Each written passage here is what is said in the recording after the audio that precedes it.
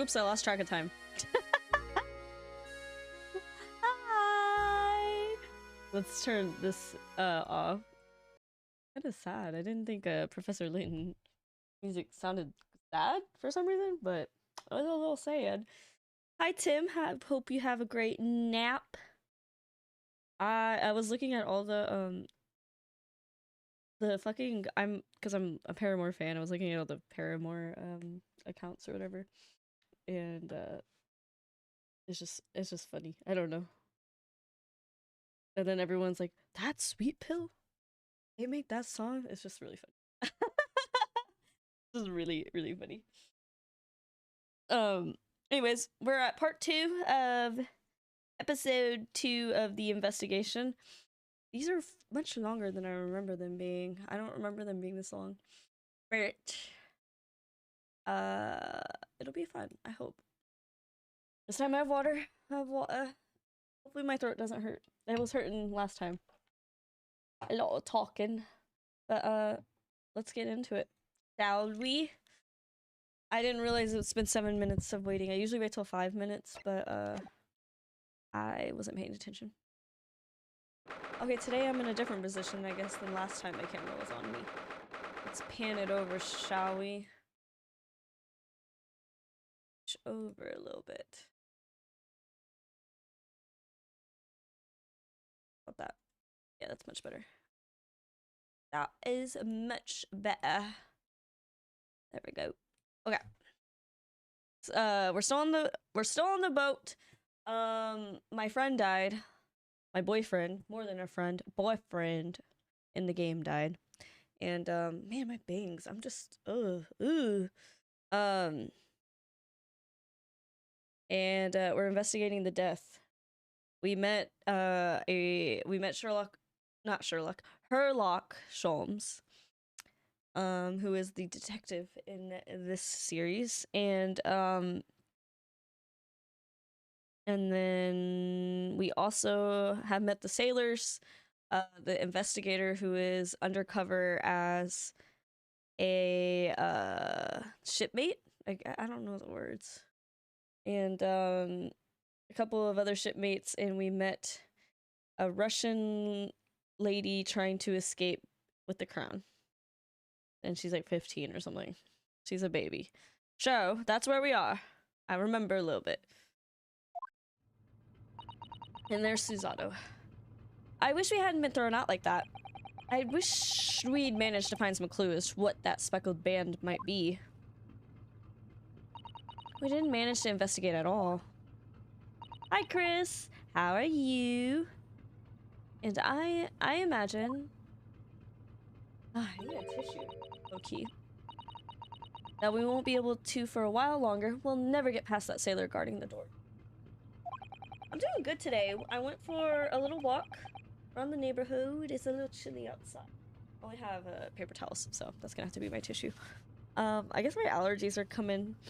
I might have to start taking some allergy medication again. We went for a little walkies out after lunch. And then I've been getting ready. I did very fun makeup for it to not look that different.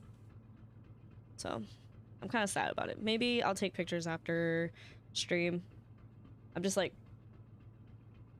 I spent a lot of time on my makeup today. You can't even tell on camera. Or on my phone camera.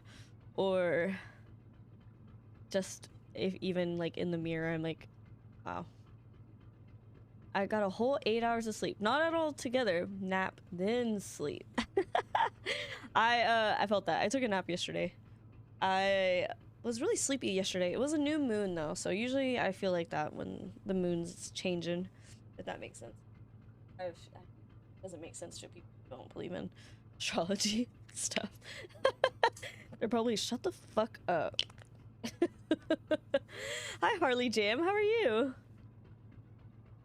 Have you played this game before? I am loving it so far. I mean, I love Ace Attorney games. I haven't started Apollo Justice yet. It's on my 3DS. I will start it. It's just, I haven't found the time. I'm doing good today. I'm doing really good today. The sun is out. It's nice. It's a little chilly, but it's nice. I'm seeing this game for the first time. We are on the investigation of case 2. If you don't care about spoilers, don't worry about it. I have a few like people who haven't played this game that are not here that I know personally because they don't want to spoil the game for themselves. But if you don't plan on playing it, it don't matter, right? I got called a slur without being called a slur in my dream. Escandalo. At least it was a dream. At least it was a dream, right, Chris? I've been having some crazy fucking dreams.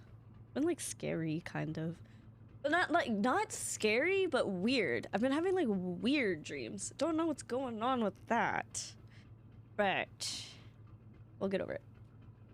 This man in his little crop top kind of got an outfit on. Look at him. He's got a little outfit on. I don't think I know who did it yet because I don't know what the cause of death is, which they're trying to figure that out. Does it really matter what the cause of death is? I had a mini nightmare last night, but it was silly.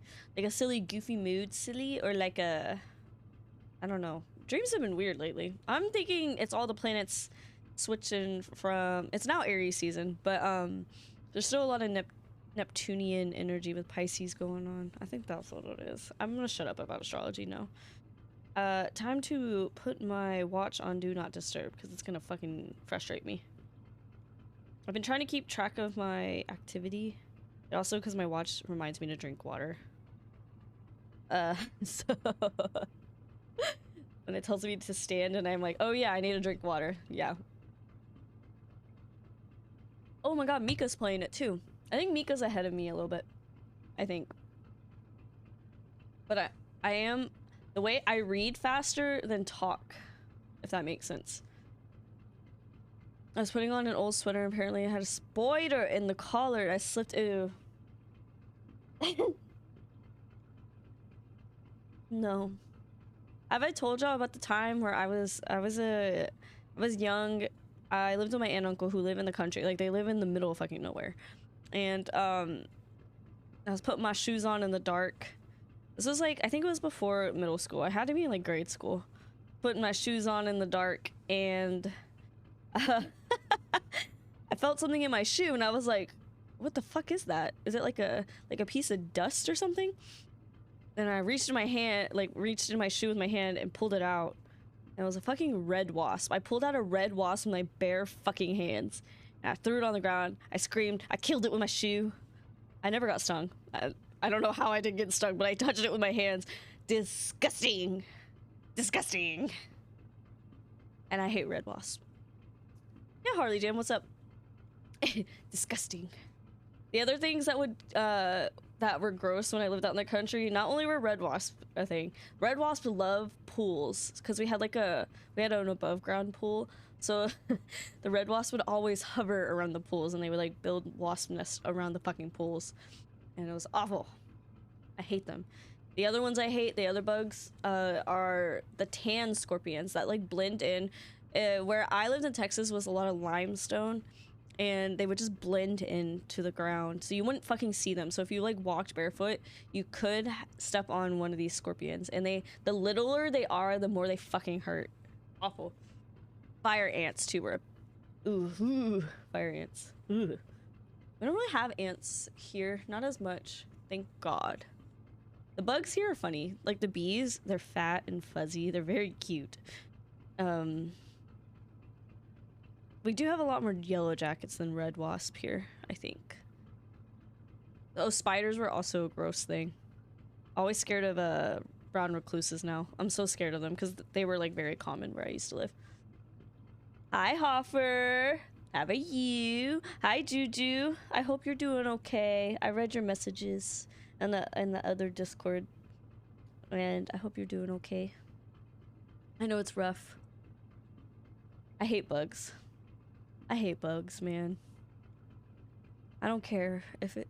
Do you need... like... Oh, funny you asked that, Harley. I am an artist. Everything I make myself.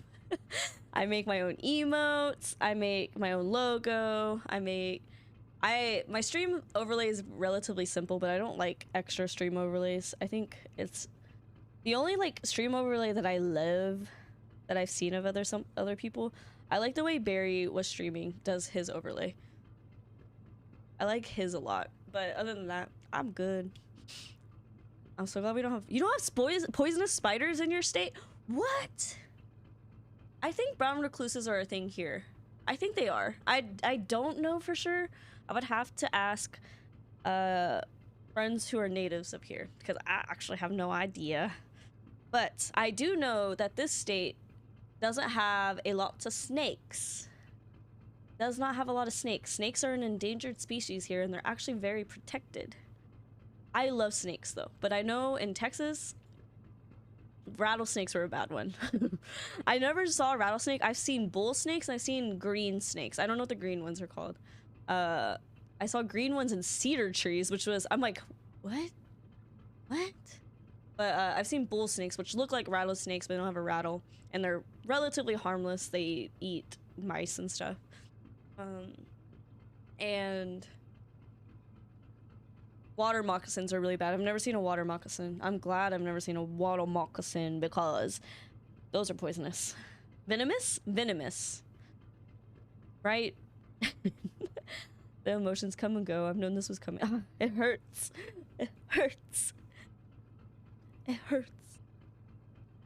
I've been, my friend has like has a bunny. I want a little rodent. I want a little rodent. I want a bunny, but I'm like, I don't need one. Me and Jeremy, we have made a vow to only have a dog and a cat until maybe when we get a house, maybe something more exotic. Exotic is the word, I guess. I just don't think we have a vet here that can treat exotic animals. Does that make sense?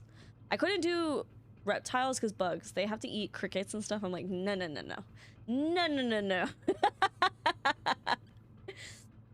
No, thank you. You get any small fuzzy animals? Hit me up for a second. Say less. I like guinea pigs. I think they're stupid cute, but that might be just TikTok kind of brainwashing me, because I love watching guinea pig TikToks. Hi, Faded Awakening. How are you? They're so stinking cute. I love guinea pigs. I know I need 2 because they get lonely, but they're cute. But we have made a vow, as long as we live in apartments or anything that we're renting, we cannot get something that's different than a dog and a cat. Piggies! Piggies! Also, my friend, he has a guinea pig. Very cute. Ugh. Boogers. You can technically have just one, or a rabbit, but you have to treat them like a dog. They need you to be their herd. What? What? I mean, I guess my friend has a rabbit, and literally she sends pictures every day, and it's very cute. Her rabbit is next to her like computer setup, and her boyfriend works from home, so he's always around the rabbit. Such a cute little creature though. It's so cute. I just want to hold it and squeeze it, but I know I can't do that. Hi, Ina! How was your day? I'm good. I hiked and got some wings today. I saw your wings. I was like, those are fucking good. I got Buffalo Wild Wings yesterday, and I was like, it's gonna be like okay. It's B-dubs. It's not like great. Because all the other like wing places here that aren't like a chain are charging like $20 for wings. I'm like, 20 fucking bucks for bare minimum wings? I don't think so. I don't think so. So I just got B-dubs, but I got like a chicken wrap, and I swear to God, it was like the best thing I've had in forever. It was like, the fries were crunchy, the chicken wrap was like stuffed and saucy. It was so fucking good. I was very shocked by this. I had a good day too. I walked a little bit. My makeup, I put a lot of effort into my makeup for it to not look that different. I know. I played a little bit of Sudoku. I woke up late today. I woke up at like 11:30. Look, I wanted to wake up late. I'm excited to start this today. $20 for wings is wild, right? I'm like, and you know it's not a lot. I'm like, what the hell is the wing prices? What is going on? I'm like, huh? I'm about to start growing my own chickens. Like, what the fuck? What the fuck? I don't know what's going on. Out of their mind to charge that much for wings. I'm like, you're just frying them and saucing them. There's not even any like crazy sauces. There are like 4 sauces. Something sweet, something spicy, something dry, and some, I don't know, a random fourth one. I'm like, what the fuck? Nothing, I don't know. Right? Right? I don't know. I'm kind of like, these restaurants are out of their mind. Out of their mind. Which is why I keep saying, oh, Chipotle's got the most constant price. I feel like the most food for the buck. Right, like, I could make my own. Do I want to? No. But, I'm like, 20 bucks? And it doesn't even come with fries, either. It's, like, just 20 bucks for, like, 10 wings, no fries. And you have to pay for a ranch on your own. I don't know where to put my mic today. Maybe here. I'm realizing I'm not talking in the yellow. I know, Ina. I don't know what the fuck is going on. I'm like, out of your mind. Out of the mind. Like, what? I don't know. I don't know. That's why I got B-dubs yesterday. Don't love B-dubs, but it slapped pretty hard. Tax, it was like 18 for 10 with fries and drink. See, and that's the thing. If it was just, if it came with fries and a drink, I'd be like, okay. But it didn't. And that's where I'm like, 20 bucks for just wings? I don't know, man. kind of crazy. All right, let's get into it. Wait a minute. What is it? Well, what happened to our great detective friend? Where did he go? Oh yes, he's completely disappeared. When did he do that? He slipped away as quietly as the wind, but not before ensuring these were securely back on my wrist. I can't converse. Can I look around more?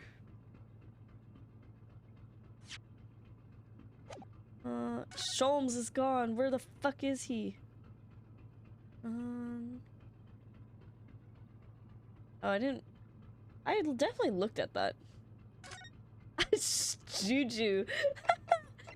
I saw that, I saw a little bit of, Mika's opinion, sorta. Why is that man so large and this man is so little? Wait. That came out wrong. I was like, maybe in the way of like, if they're in the military, don't they work out a lot? But maybe it is different. I don't know. I think Mika's opinions of him will change over time for sure. Sholmes is a roller coaster of a character. Oh, I hope Mika likes the game. It looks like they're still investigating in here. Yes, on that subject. The other Mika. That's a good Mika too. I wonder if Inspector Hosonaga is unscathed. What do you mean, unscathed? Surely you haven't forgotten, have you? Naruhodo-san? Don't you remember what he said about allowing you out of this cabin to investigate? He was going to talk to the captain about it. He said he laid his life on the line for you. Oh, yeah. But I'm sure he was exaggerating. Let's see what he has to say for himself. He might have some information for us. You never know. Where is he? Him? Or Hosonaga? Where's Hosonaga? Oh, there he is.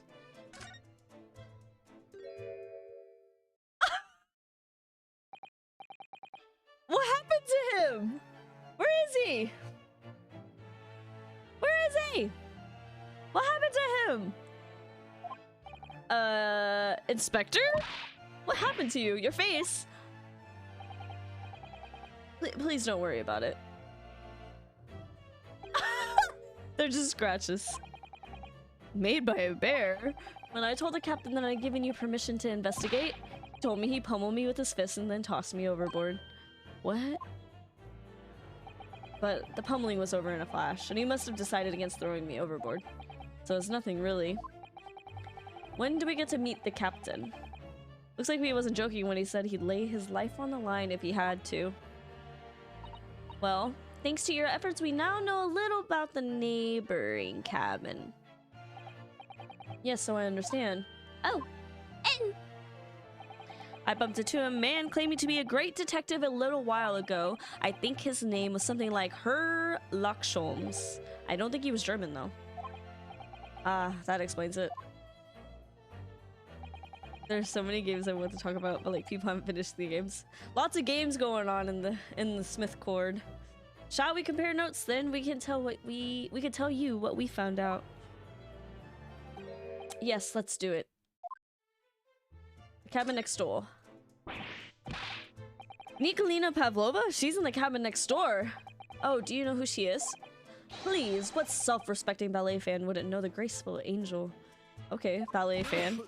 Everyone is a little fruity. Oops, I think I upset him there. Well, that tells us the neighboring cabin is unrelated to the case at least. Oh, how?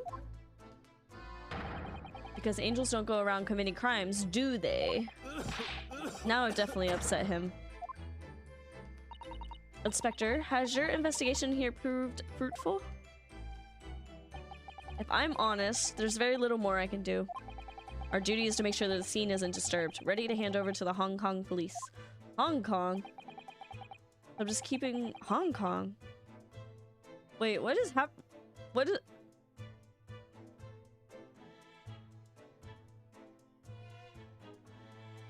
What does Hong Kong have to do with this? Oh, it's an export. Okay. I was like, what do they have to do? I'm just keeping watch here, trying not to take my eyes off the job. He only can see out of one eye. His other glasses is broken. Look, they're broken. Ah, there is one thing. I do have a small piece of new information for you. Oh, what? Yes, do tell us, Inspector, please. New information. What is this new information you have, Inspector? It's this. The Buria's medical officer has finished his examination of the body. I managed to obtain the report. Oh? Kazuma's post-mortem? I was like saying earlier, I would like to know the cause of death, but sometimes it does not fucking matter until the actual case. Until the court case. So, what was the cause of death? Damage to the cervical vertebrae.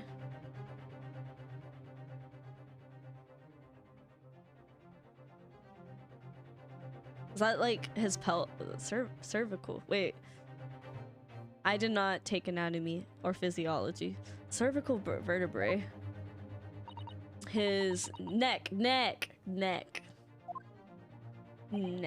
Yes, it would seem so. There were no obvious wounds or other signs of injury. I don't know the muscles or bone names very well. I do not know. Not his cervix, cervic. I was like, Kazuma trans?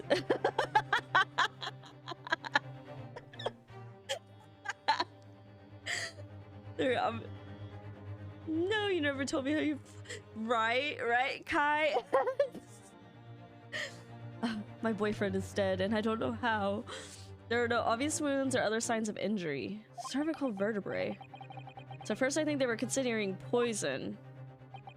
It turns out they found no trace of poison in his system at all. Well, what weapon was used? I think that glass thing on the ground. Nothing has been found as yet, but the fact there are no signs of a wound suggests it may have been a blunt object, something that wouldn't leave a mark. Something that wouldn't leave a mark. I see. All the body's nerves run through the spine to the brain. A strong impact to the neck could induce death. It is a possibility, and no obvious wound would be left. Or Kazuma. I have a second copy of the report. If it might be useful, you're welcome to have it. Really? Are you sure? Yes, it's fine. I trust you. Okay. After all, if I didn't trust you... Is he like Gumshoe, or would you say Sholmes is like Gumshoe? Didn't we get rid of her? I thought so too. Ah. I mean, it looks like there was a struggle. It looks like there was a fight. A report from SS Beer's medical officer giving the cause of death as a cervical spine injury. There were no traces of injury or poison. Wait, let me look at it. 1 a.m. and 2 a.m. Damage to the resulting in instant death. The victim's neck was almost certain broken as a result of a strong blow to the area. No obvious external injuries or traces of poison. Nobody could ever... Exactly. I'm like just thinking adjacent. Like character adjacent. Sholmes is definitely... Oh, Juju. That's 2 against 1 so far.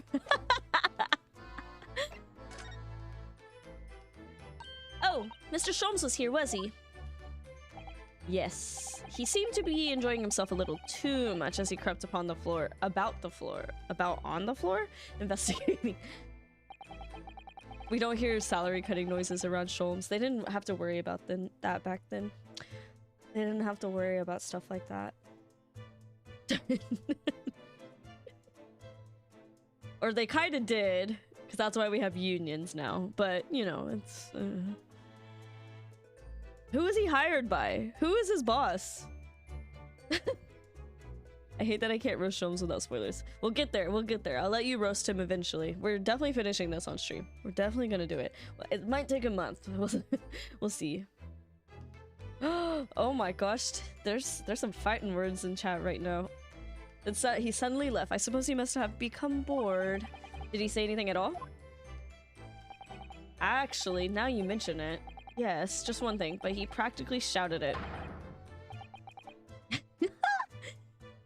And shoe polish was all he said.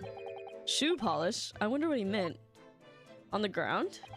Was when he was over there by the broken glass. Do you see? A shoe polish in a glass. Perhaps he was talking about this brick-colored mark, do you think? Ah, yes, that must be it. How could Mr. Sholmes know that it's shoe polish? That leaves me cold, I'm afraid. I have no idea. What is it, Susato-san? Oh, I thought she was talking. Well, Kazuma-sama was wearing leather shoes with a very dark tan hue. Dark tan? A sort of dark brownish red, then.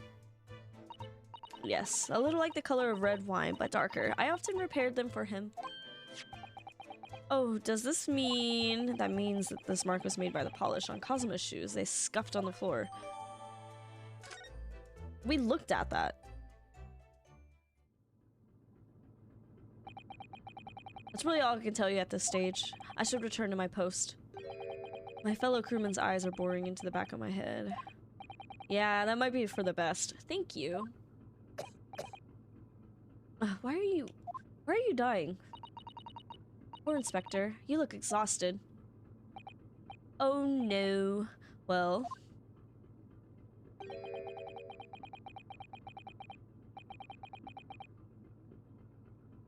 Alright.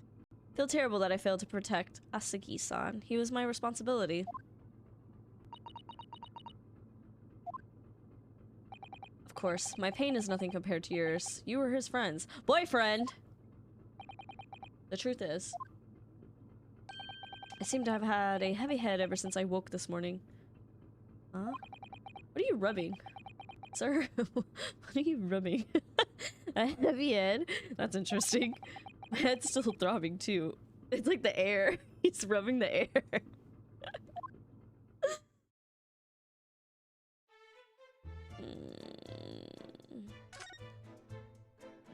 I think we have to move around. Oh, it's... Do I look at it again? So it's clear that these letters were written with ink that was somehow spilt on the floor, and they spelled the Russian word for wardrobe. It does seem to be an I know the word. Be an unambiguous pointer to you, Naruhodo-san, as you were sleeping in there. But to be truly unambiguous, it should have just spelled out my name, don't you think? Well, either way, one fact remains. It's hard to imagine that Kazuma-sama would have written his last words or word in Russian. Which begs the question of who did write it. Oh my god! Someone posed it. Posed him. My charger's broken on my phone. It's really driving me nuts. But My phone's at 80 now, so I guess it's fine. You present your badge to anyone doesn't want to see. It really is such a beautiful color. The badge is just not even a lawyer badge. It's literally a fucking school badge. It's even worse. I'm glad I the numbers of the stream. Not enough people who played the game are here. I don't know how many people in my community have played this game. Really is such a beautiful color, this glass. Looks like whatever it has broken clean in two.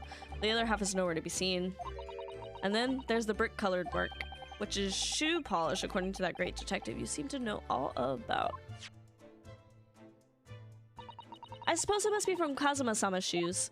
Maybe, but what I'd like to know is, how can the detective be so sure that it's shoe polish and not something else?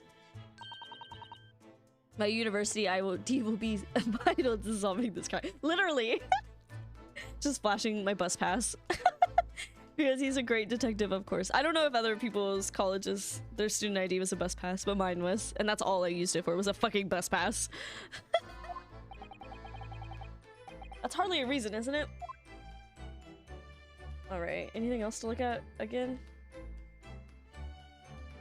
Oh, maybe the diary. This is where Kazuma spent his final moments writing his diary. 1:20, I can hear a faint whistling sound, what looks like some sort of speckled band. Looking at his writing here on this page, it's almost impossible to believe that he's gone. Kazuma-sama left us a valuable clue in these words. I'm sure of it. We have to solve this mystery, Naruhodo-san. We will. Okay. Let's look at this again. So this ventilator joins to Miss Pavlova's cabin. That's right. And just a few minutes before he died, Kazuma saw something emerging from it. A speckled band, as he described it. If only Miss Pavlova had been able to shed some light on it, but she seemed as baffled as we are. I wonder why. I'm not sure. I know most people aboard would say the same thing about me, but there was something about that woman that didn't sit right with me. Watching this game for me is just a bunch of colors and words, but hey, I still enjoy it. I'm glad you're still enjoying it. I worried about it actually not doing good. I did worry about that a little bit. No, I didn't mean to do that. Oh my gosh. I didn't mean to do that. I can't remember the buttons I need to press. I can't remember. We need to push B and then move. Go back to the passageway, I guess. With investigation, I just did walkthroughs because I was lazy. Ah! Look, Naruhodo-san! Seaman Stroganoff. Why can't we call people seamen?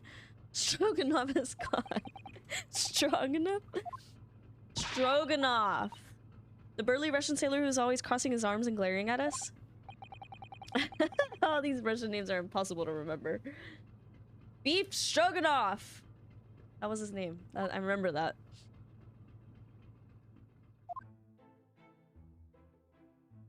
I don't know who's saying that. Tralala? Did you hear that? It sounded like someone singing.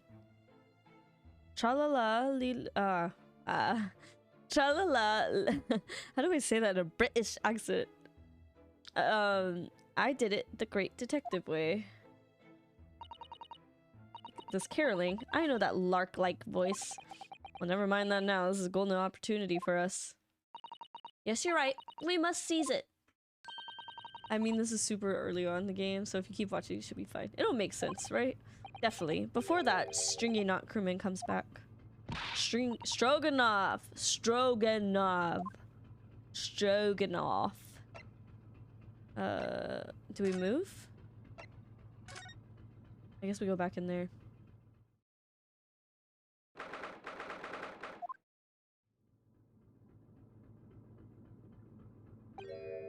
She isn't back yet. Stringy Knot. Where's she gone? The case is open too. What are you doing? Those are your private things. There's not a moment to waste, Naruhodo-san. We must investigate as quickly as we can. I suppose you're right, for Kazuma's sake. Not just for Kazuma-sama. What do you mean? It can't be long enough now until we arrived at port in Hong Kong. I don't want you to be in those handcuffs when we get there. Really? We must solve this case, Naruhodo-san. By ourselves if we have to. Yeah, we will. Alright, I guess we examine. Wait, first thing I noticed was that was open. Oh my! Miss Pavlova's case is open! It's completely empty too, but according to the great detective's great deduction, she was hiding her special friend in there. Yes, a friend that she had to keep secret. Because you're not allowed to bring animals aboard the SS Beria. I wonder what kind of animal she had in there. A speckled band? More to the point. Where's it now?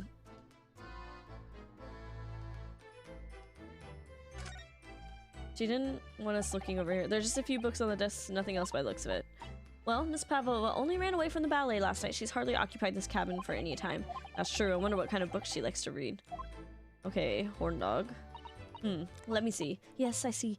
Seeing that Miss Pavlova enjoys reading books written in Russian. Thanks. I think I probably knew that. It's rude to ask too much of people, Naruhodo-san. Kindly remember that.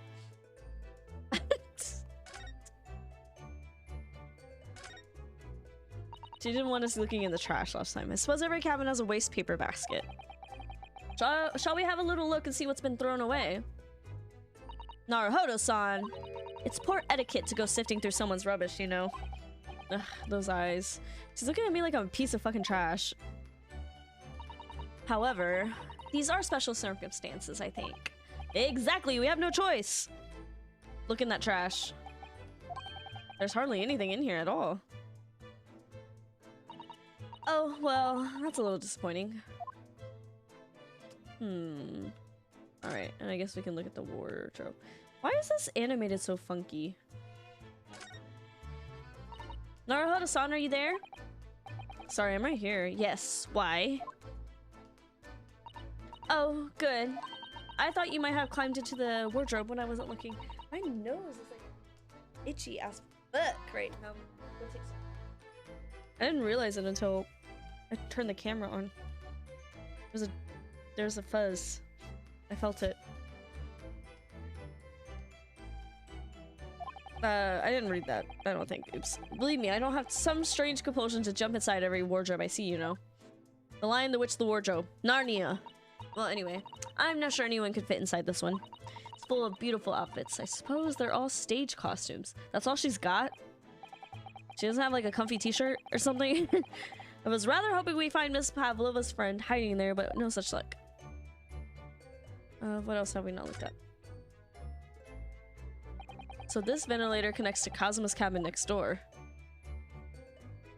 Yes, although what a fool a shipbuilder must be to open a ventilator into another room. Maybe. So that there's a gas leak next door, the occupant of this cabin would notice and raise the alarm. Gotcha.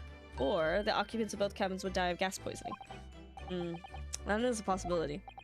Anyway, last night, Kazuma wrote that he saw a speckled band coming out of this ventilator. Anything else? She's got a thing of, or a pet down here. What this little saucer is doing on the floor. It doesn't look like it's been dropped, more like it was put there deliberately. Do you think there could be a leak in the roof? Just girly think. What, a leak? Is this ship quite safe? I'm sure that even if there's a little leak in the roof, it doesn't mean the whole ship is going to sink. No, you're right. Of course you're right. She's really trying to persuade herself, isn't she? Girly, didn't we find out she had a pet? It would seem this teapot is empty. So the natural conclusion is that Russians are very thirsty people. Or because Miss Pavlova only came into this cabin last night, she hasn't had the chance to make tea yet. I mean, it could be either. It's definitely they're thirsty. You're rather obstinate, aren't you? Okay. Oh, I guess we can look at the bookshelf now. All the books have toppled over together. Look, every single one. Do you think that's a god of the sea? That's a god of the sea. Hi, random! Are sound alerts not working again? Oh my gosh, I gotta figure that out. Oh my gosh, they're still not working? Oh my gosh. What's wrong with that? What the heck? I thought it was just one day. Apparently it's day 2, day 3 of them not working. That's not good. Why aren't they working? Why? How are you, Random? Yesterday, Random on stream spent a lot of money on the eShop. It was very entertaining. Do you think that's a god of the sea? Perhaps he's toppled too? It's exactly the same as the bookcase next door. My wallet is in recovery mood. I'm doing good today. I'm having a good day. It's a good day. It's kind of barely started though. I've been like awake for what, like 6 hours almost? Over 400. Oof. Ooh. I have a confession to make. I don't have $400 in my bank account right now. So I'm broke. I'm a little broke right now. Taxes got my ass. Taxes got my ass. Perhaps. No one everyone like talks about like, oh, I got a big tax return. I can't relate. I can't relate. Perhaps Miss Pavlova was practicing a difficult ballet pose and fell against the bookcase. I don't know. Would she really be practicing ballet on the same night she ran away from her ballet company? If it helps, I'm broke now. Broke bitches unite. I want to say hi and leave a lurk. Yes, Random. Thank you for stopping by. Nice seeing ya. My theory is the snake was knocking over everything on the bookcase the same way it knocked everything over in Kazuma's bookcase. Must have been you. You lost your temper and knocked them over in a fit of rage. Not everything bad that happens on the ship is because of me, you know. Well, anyway, I'll set them all straight again in here too. I don't like seeing things in disarray. Girly, why? Just... Why do we... No, you're leaving evidence that we came in here. Oh my god. She's an idiot. She's stupid. Not thoughtless. I wouldn't even say stupid. Thoughtless. Yes, they're displayed in this cabin too. Look, the SS Bureau's rule of passages. Passengers must not keep weapons or other dangerous objects in their cabins. Pets are also strictly forbidden. Suppose Miss Pavlova realized that she needed to keep the contents of her case secret after she reads this. Her special friend, I mean. I wonder where her friend has disappeared to now. It's probably having fun exploring the ship, I imagine. I just hope Seaman Stroganoff, girly. Seaman Stroganoff doesn't find it and throw it overboard. Oh yeah, so do I. There's gotta be a better, like a better word for seaman. There's gotta be a better word. Isn't that where there's like private captains, crewmate? I don't know. He's man of the sea. Seaman. We're looking at everything, I guess, in here before she comes in. There's one of these next to the bed in Cosmo's cabin, too. Yeah, it's a bell cord. I can't resist. Why? She barely hesitated there, and she gave it a good tug. She does not think. She has no frontal lobe. She just acts on instinct. She just... she just does.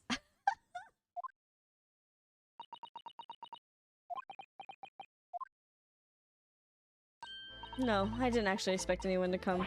We don't want them to. We're trying to investigate in secret. What have we... we haven't looked at the door?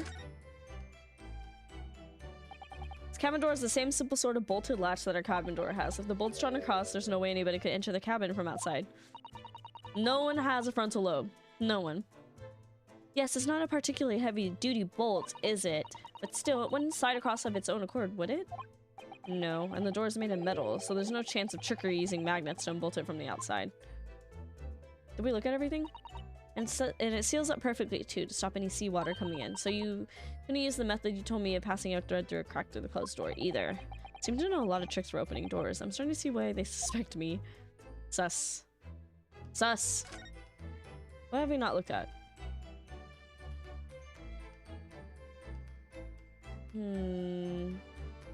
Herm. Have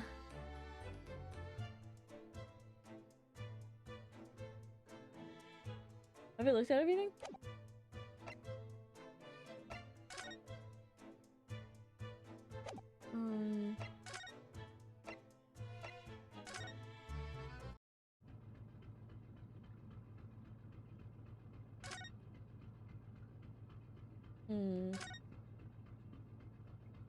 Jump scare.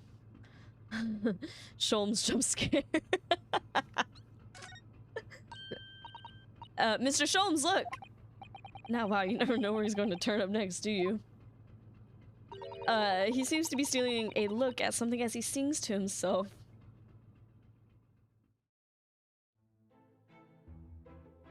Tra-la-la, li-li-li-li-lay. I did it the great detective way. He's still singing. Do you think he hasn't noticed us? Or he's simply in high spirits?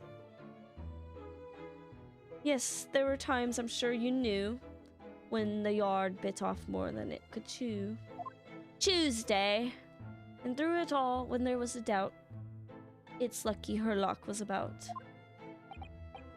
Excuse me? I solved it all, and I stood tall. I did it in the great detective way. Mr. Sholmes! Oh, he's he wants to throw hands. What is it, you want to fight? Hmm? Honestly, interrupting a fellow when he's singing, and I was just about to reach the climactic finish. Sorry, I thought you were never gonna stop, so I figured now is as good as time as any. He's swinging. He's swinging. I very nearly dropped you to the floor with one of my with one of my famous right hooks. Alright, I get the picture. Now could you put those fists away? Chill out. Calm down. Calm down. The fade to black is an interesting choice, I think. Mr. Sholmes, you seem to be examining something before we interrupted you. Ah, yes, that. I was immersed in study of the ship's log, as pinned by the stalkingly built crewman who's usually on guard here. Oh yes, the ship's log. And did you find out anything useful from it? Well, after 2 AM this morning, the majority of the entries are blank. Which means that there was nothing to report. Nothing of note happened, so... He's laughing. Ho ho ho ho. You truly are a student from the land of the rising sun. You've been utterly blinded by it. What? Your logic, my boy, is inverted. Whatever do you mean, Mr. Sholmes? Observe the other pages and all shall become clear. It was seen the same crewman of its stand sentry in the first class passageway, and he has an almost religious practice of recording nothing to report every half hour. He writes that in every 30 minutes. Nothing to report. Precisely. Put simply, the seaman writes nothing to report when there's just that. And yet, the ship's log from last night is largely blank. He didn't even write nothing to report. Do you mean... See, I would have looked through the book a little bit more. But Ryunosuke's stupid. Yes, there were circumstances afoot last night which led to the seaman being absent from his post. The kind of circumstances? What happened? That remains a mystery for now, but we can be sure that something significant took place. So significant that it caused the seaman to forget his regular habits of scribing nothing to report in the log. These are important details. I would stake my life on it. You must log the ship's log in your mental file. Ship's log has been entered into my mental file. Now that deduction was worthy of a great detective. You're starting to understand what in my way as I see what makes Sholmes brilliance. He's laughing. Oh, ouch. What is it? Are you hurt? Oh, don't worry yourself. I seem to be afflicted with a throbbing head this morning for some reason. Nothing more. Throbbing. Why do you all got headaches? Is it like a cruise where everyone gets sick at the same time? Well, my friends, until our next encounter. I feel like I've given him a different voice by accident. They party hard. They were drinking. He's still singing to himself. I can hear as if he wanders off down the passageway. Is something wrong? Suzato-san, you seem lost in thought. It's just, well, I feel the same. Sorry. Ever since I woke up this morning, I've had something of a headache too. A sort of continuous throbbing. Oh, you too?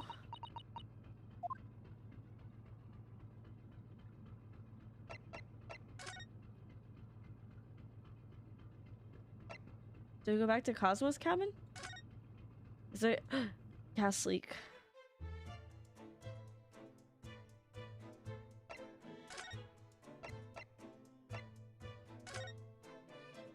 Alright. What does it want me to do here? I'm gonna look at the door. That door leads to the second class area. It's locked. I can't open it. No, well, that stands to reason. No one's let the murderer escape. Gosh, she gave me a very stern look. Okay. I guess we go back into Pavlova's cabin? Miss Pavlova's cabin. This could be our chance. The burly sailor doesn't be- we already- yeah, I should have done that first. We already did that. Okay, let us, I guess, go back in there? Is that where Sherlock went? Herlock, my bad. Ah, what's that?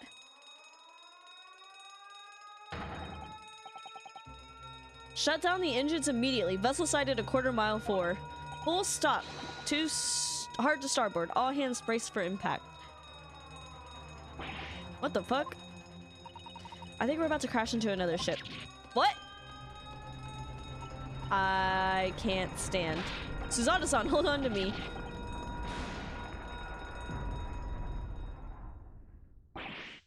Suzada-san, are you alright? Are you injured at all? I think I'm fine. Thank you, Naruhodo-san.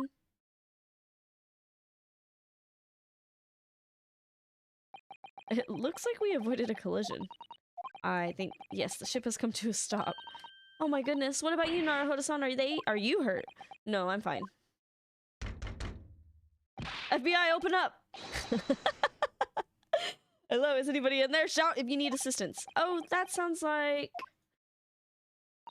Inspector Hosonaga. Is that you in there, Naruhodo-san? Unbolt the door, quickly! What, the bolt? Look at that. The door's bolted. Did you do that, Suzato? No, I didn't touch it. Oh, that's strange. How did... And look at all the books. They're just like they were before again. Okay, well, my theory was wrong. Naruhodo-san, aren't you going to open the door and let the inspector in? I better tidy this place up first. The snake was running around on the bookshelves. Because that's just what snakes would do. Our violent emergency snake chase. Literally, one of those moments. Our violent emergency stop has solved one mystery, at least in a very vivid way, but I knew that was awaited on the other side of the cabin door would not be pleasant. I hurried around tidying up the cabin with a new sense of foreboding in my heart. Oh. To be continued, we're gonna go ahead and keep going on. That was a short one.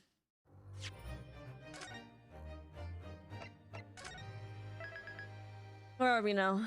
Part 3 investigation. That was really short. Updating the title. I don't want to like post anything. I just want to post like as titles and stuff. I don't want to post spoilers for the game either. You know what I mean? So I've been trying to figure out how to do it without being like obvious. It's been kind of hard. And making thumbnails a little difficult. It's like a little difficult. Somehow the door of the cabin we were in ended up bolted after we made an emergency stop.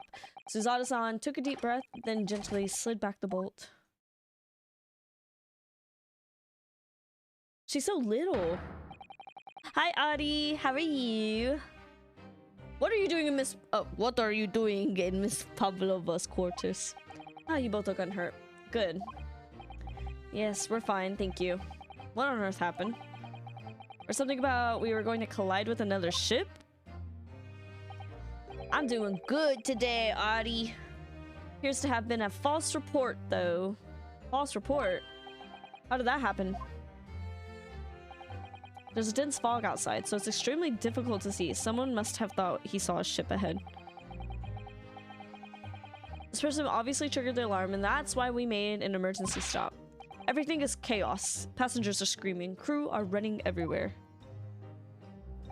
This first class area is the only quiet part of the ship at the moment. Oh, I see. Someone triggered the alarm, but does that mean that someone pressed that button outside? Ah! You wicked intruder. Dressed all in black, you are the devil. I don't remember the voice I gave her. I don't remember the voice I gave her. Dressed in all black, you are the devil. Sorry, me? I've been called a lot of things before, but devil is the first. You opened my traveling case. How could you? What? No, we didn't touch it. That's right, Miss Pavlova. It was already open when we came into your cabin. Inspector? Yeah. Arrest this man. I know he did it. He is a criminal. It is not enough that he has killed a man. Is it not enough? He needs a stowaway as well. A vixen promises not to steal chicken, do you believe? Oh my god.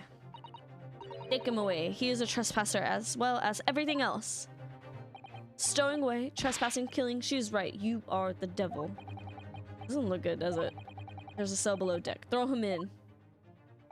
Tomorrow, we dock in Hong Kong. Then we give you straight to the police. Wait, a cell? Please, Inspector Hosenaga, is there anything you can do? This is a Russian vessel. I really have no jurisdiction here. After my last effort to appeal to the captain's good nature, I think I'm out of options. This is terrible. Some of them are, I think. Wait. Is Pavlova named after a food? It's a real crisis. I've got to find a solution. Immediately.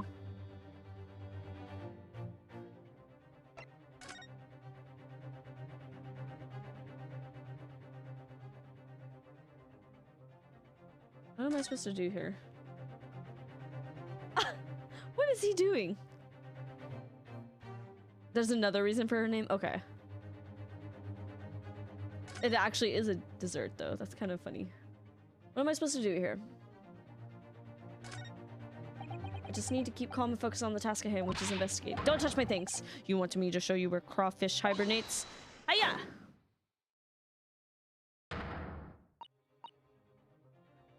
Mr. Naruhodo, what do you think you're doing? Everyone's attacking me. I was just trying to think she was my friend. But what am I supposed to do? Is there anyone who can help me out of this mess? What the? What are you doing up there?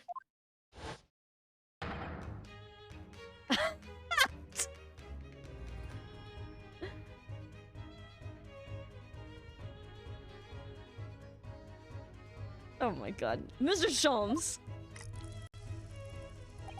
Naturally, I was analyzing what a weight of 20,000 rubles feels like on one head. Have I not told you that as a detective, it is my business to know what other people do not? Oh my god, I can't stand this man. This isn't mere tomfoolery, my boy. No, no, no, no. Well, why were you hanging from that hook before then? I've never had pavlova. Isn't it obvious? To properly assess the weights of the 20,000 rubles, naturally, I wish to determine if it would have been the conceited looking hook on the wall, so full of brag and bounce. I never know whether to take this man seriously or not. Ah, you again. The great detective. Ah, Inspector, I confess I've been looking for you. I have something to report to you most urgently. God, my nose is like really itchy. Might try to look for me somewhere other than a hook on the wall next time. What is to report? Speak. An urgent report from a great detective can mean but one thing. Yes. The case of the curious murder that took place last night here on this vessel, the steamship Berea, has been solved by me, naturally. Why are you shocked? What? Really? Yes, I have eliminated all other possibilities. No other explanations exist. So, allow me to eliminate all of your minds. For I am about to reveal my great detectives greatly admire great deduction to the case.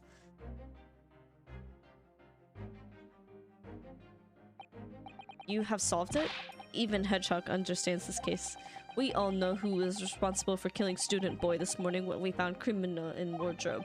It is this stowaway. He has handcuffs to prove it. I didn't do it. The trouble is, there doesn't appear to be anyone else who could have killed the victim. Just as everyone knows, the cabin door was bolted shut from the inside. I'll have to take my septum out. I feel like it's bugging me. It means the culprit must be someone who was inside the cabin. Not necessarily. It's called a locked room mystery in detective stories. Ah, locked room. That is the point. The room was locked. Well, I can't deny that. There's no way the bolt could have been drawn across from outside the cabin. You are all quite mistaken. The cabin next door is not a so-called locked room at all. Oh yes, there is another entrance. An entrance used last night by the culprit in order to gain access to the cabin despite the bolted door. What other entrance? We never discovered one. Why, it gapes open mouth as you even as we speak. The ventilator, man. The ventilator. Gah ha ha. You think this is funny? I can't even put my arm through that hole. That's because your arms are as thick as tree trunks. You're suggesting that the culprit entered and left the victim's cabin through that tiny opening. It's not possible.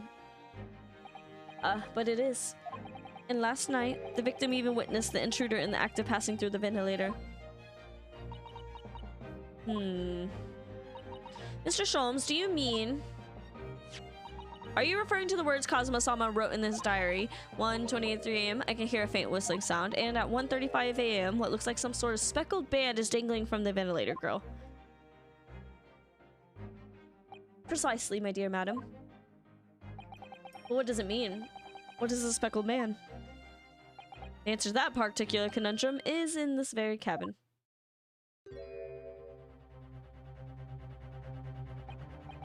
Mr. Sholmes, what are you doing? There's a distinct element of danger, but fear not, I am ready. What I am about to expose for all you will see shock you to your cores. Reading that wrong. Behold! Yeah! What the?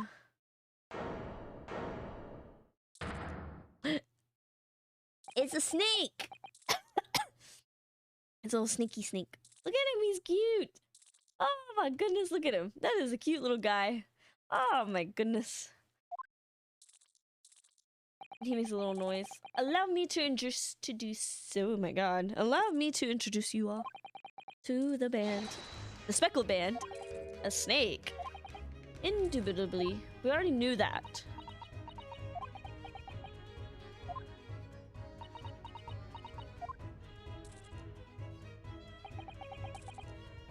What kind of snake? That is not a friendly snake with a head like that. I don't think. I don't know. Mr. Sholmes, just one thing. Pray, what troubles you? Well, that snake isn't really speckled, is it? Looks more stripy, wouldn't you say? Oh.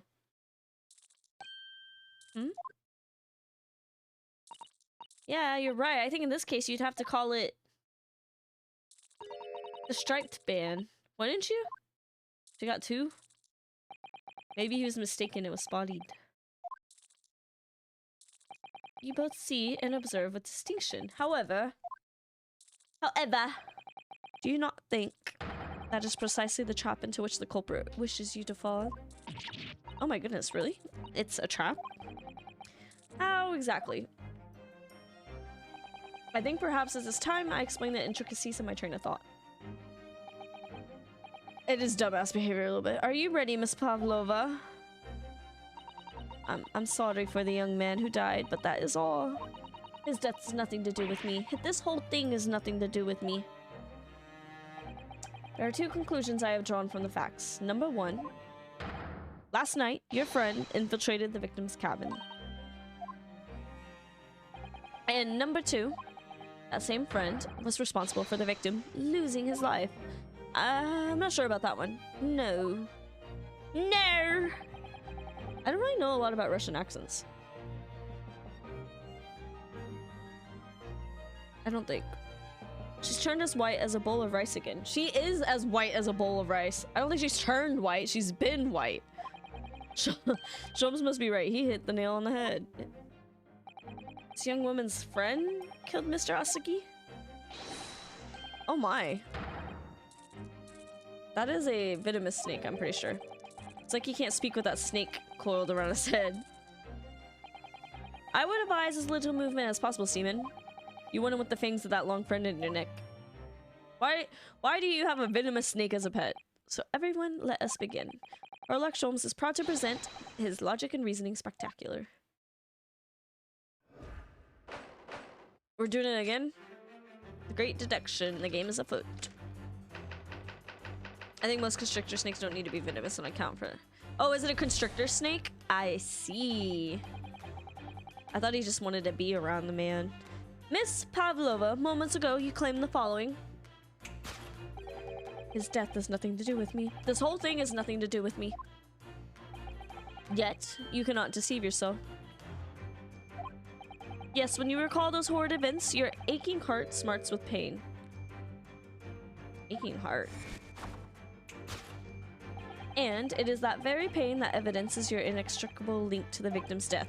So we ask, what was the nature of this intruder that stole into the victim's cabin on that portentous night? Why, naturally, it was the friend with which you boarded the vessel, was it not? Ah, as I expected, another telltale glance. But without a doubt, your friend is the writhing serpent we see before us. And yet, that fact leaves us in a quandary.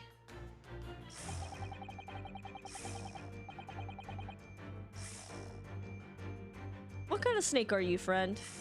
The victim's written observations on the night in question tell of a speckled band, whereas regrettably, the specimen's markings do not fit that description in any way. Is there two? What explanation can we give? Oh my god. What explanation can we give, pray? What was the sight that fell upon the victim's eyes last night? Don't look at me. This has nothing to do with any of this. Okay, but it does. You have the answers to this quandary even now, hidden behind your back. Yes, that which you are trying but failing to conceal can only be the snake's sloughed skin? Evidently, after the subtle and horrible crime, this most deadly friend of yours shed its original skin, no? I don't know what you're talking about. Last night, through the ventilator visible in this cabin, your then speckled friend slithered next door. I feel like if it was a snake that choked him, you would see choke marks. Using the bell cord on the other side of his bridge, the serpent silently descended into the victim's quarters. And in the dim light, it appeared to the young gentleman who was about to lose his life as a speckled band. Do we even need to do case? In summary, the nature of this friend of yours, which last night infiltrated the scene of the crime, is a rare breed of snake, whose markings change each time it sloughs the skin. A snake so dreadful, we can only imagine it would be found in the deepest depths of India. He's just making up snakes, right? Sir, you don't know what the fuck you're talking about. How Mr. Asagi died. Moving on, we come to the heart of the matter, the grim demise of the victim. How did this young man lose his life, and why? According to the data of which I have been appraised, it would rather appear there were no visible signs of injury. Why did she go, ah! In fact, the circumstances of the victim's deaths can only be explained by a terrible venom. There was no bite marks. Now, if we take that as fact, I'm sorry, but this section is really fucking long. Like, in the sense of, like, his deduction is really long. Does that make sense? Is that a... It's like a small complaint, but I'm like, come on. You know.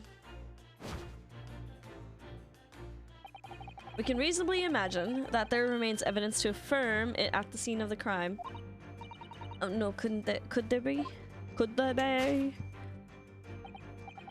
not a huge fan of most of these detection things. Some are better than like, I'm like, let me argue against it right now, kind of thing. Yes, an examination of the deceased body will prove the cause of death conclusively. The almost but not quite imperceptible puncture wounds left by the venomous... Where the fuck are you finding these things?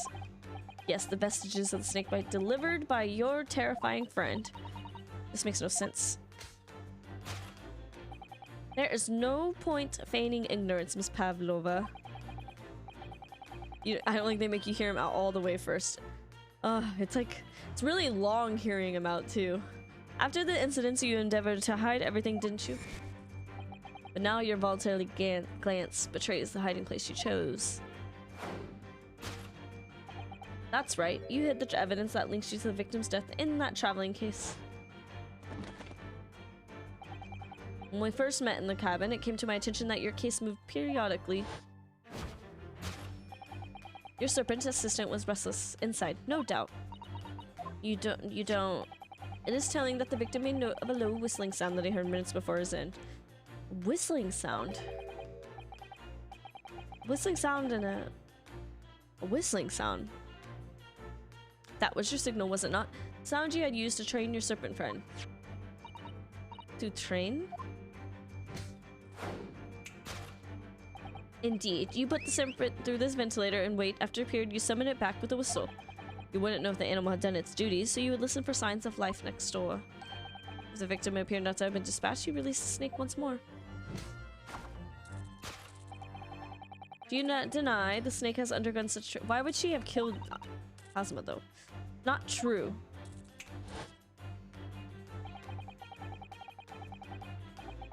Holmes' theory here is basically the plot of the actual Holmes story.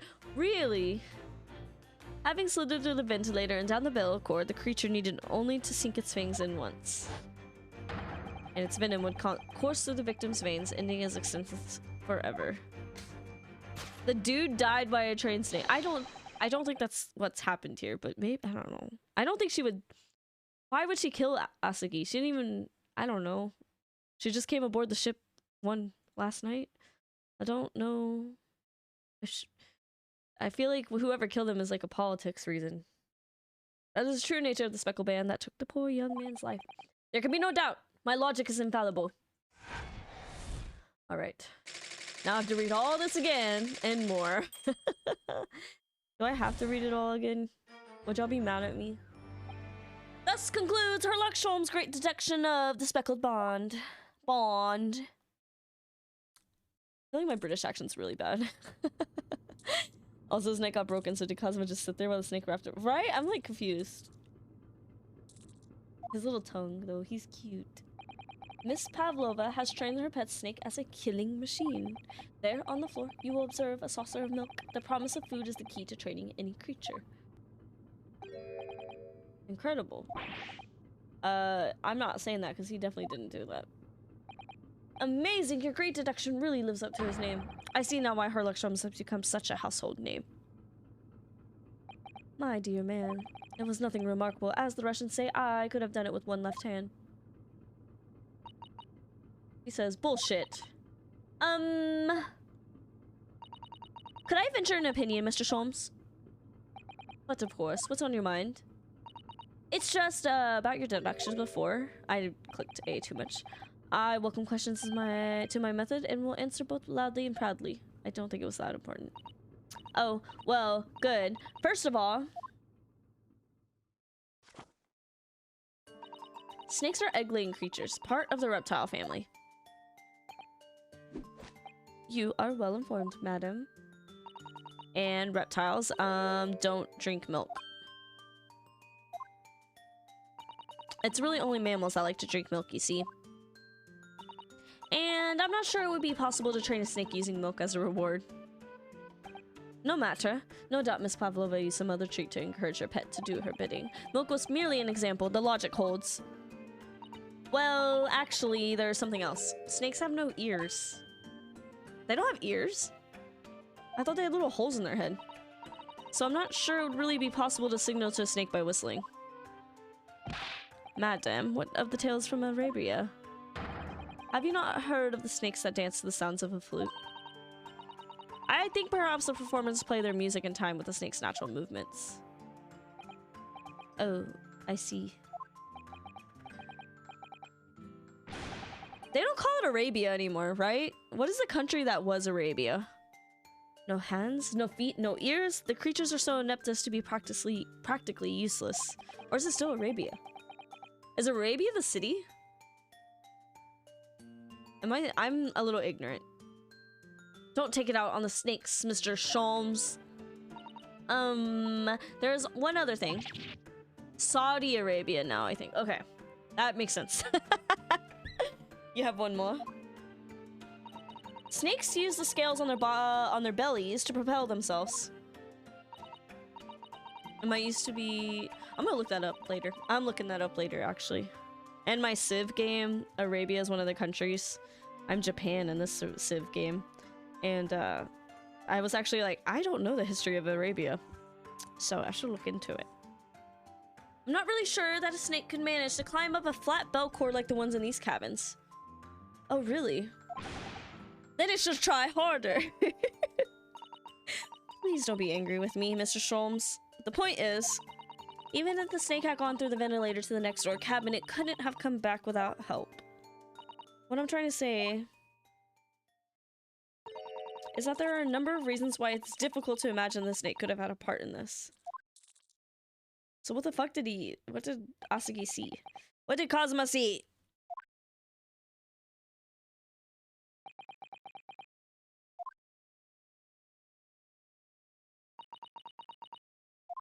Why is everyone dotting? Oh my god. I think we need to step in and help again, Mr. Naruhodo. Oh no. Yes, we need to modify Mr. Sholmes' latest deductions and turn them into great ones they ought to be.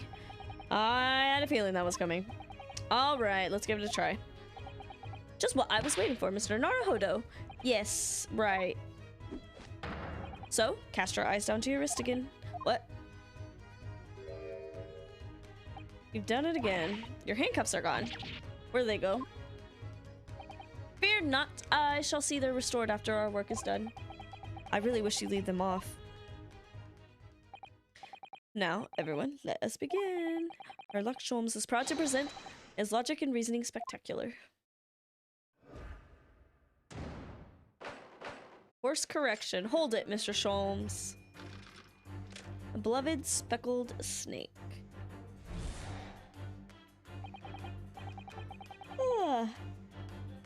You claim the following. His death has nothing to do with me. This whole thing has nothing to do with me. Yet you cannot deceive yourself. When you recall this horrid events, your aching heart. She does have a pained expression on her face. Yes, that's true. She looks as though Kazuma-sama's death is weighing heavily on her mind. But you're not sure Mr. Sholmes has read her quite correctly, is that it? Could there be some other way to interpret her expression? Let's take a moment. Really look very closely.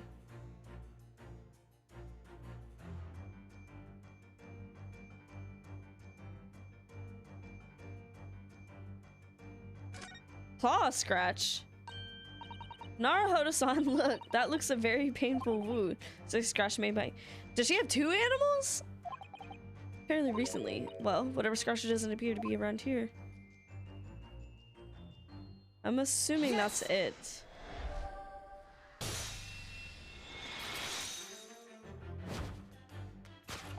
Yes, when you recall those horrid events, that claw scratch smarts with pain. Indeed, and simple observation reveals that the wound is fresh. Ms. Pavlova, did you in fact receive that scratch sometime last night?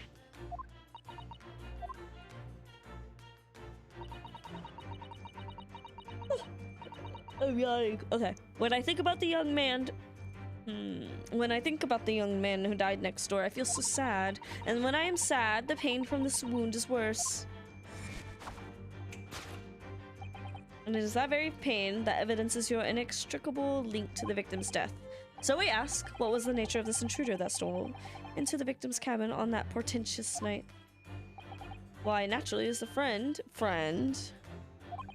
Another telltale glance. Without a doubt, your friend is that writhing? Seems like that the scratch mark on the back of Miss Pavlova's hand is not from a fucking snake who doesn't have claws. No, they don't. They don't even have hands or feet. Well, then, if that snake isn't her pet, what is it? What is it? We should follow her gaze. All right, let's look at her gaze.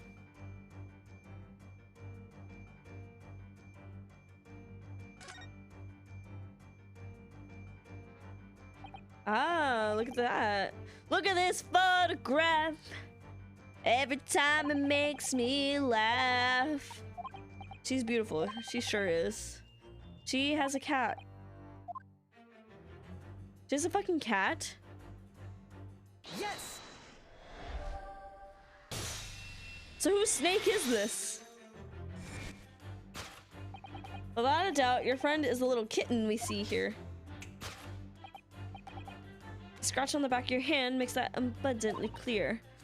Oh no! Oh no! Oh my god. I keep yawning. My bad. The whereabouts of this black kitten isn't clear, but what is clear is that you brought the animal with you when you ran away, didn't you?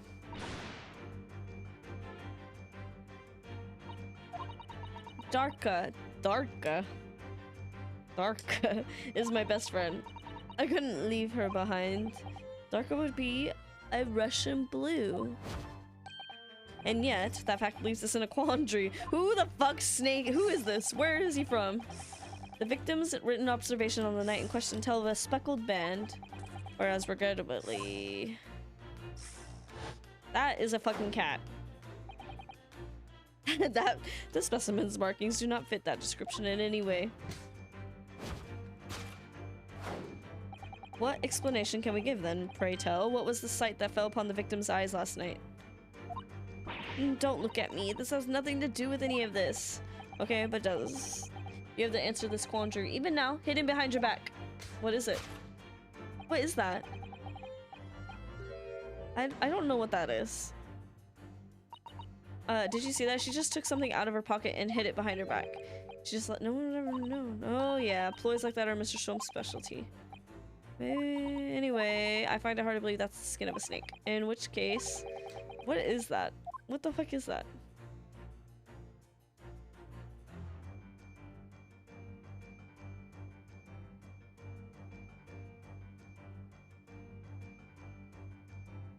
What is it connected to? What am I supposed to be doing here?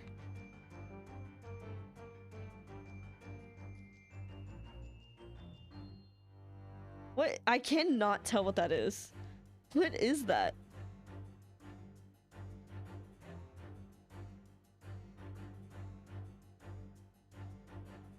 I hate the controls of this. It's like making my skin crawl. I hate it. What is that? What am I supposed to present? What else is there to present? What is she actually trying to hide? Oh, press A to examine? Okay. I'm like, what am I supposed to do here? Well, it's speckled. It is a band, but what is it? It seems to be soft and fluffy. That looks like a handle. It's a cat toy. Oh. Cats like to chase the band around and paw at it. Kittens in particular. Did this snake eat her cat? Did this snake eat her cat?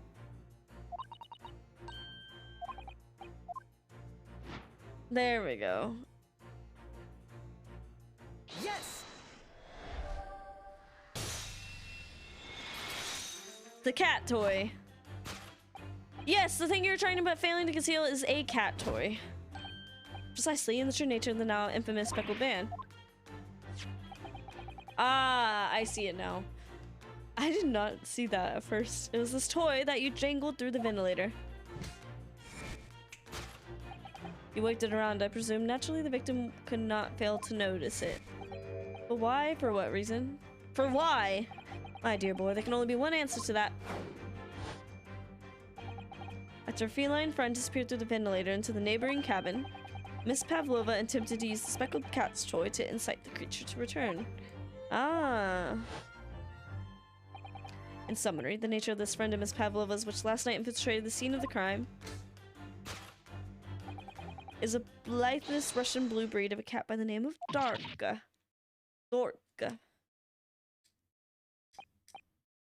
Truly troublesome feline, young Dorka is proving to be. She must be caged once found.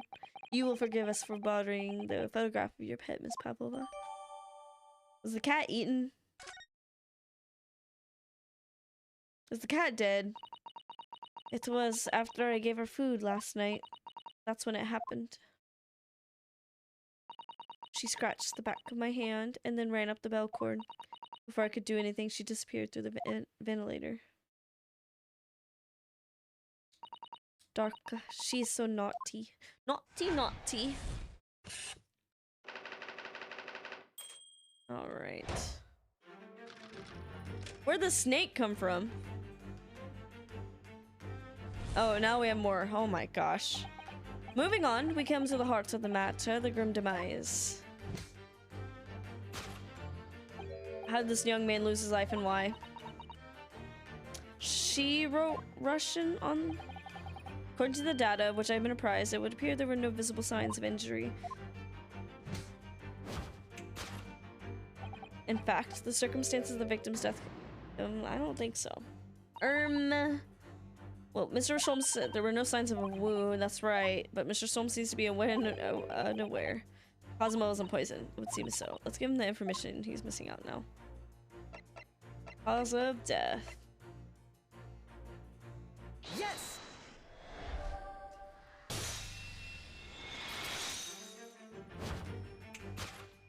In fact, the circumstances of the victim's death can only be explained by the postmortem report.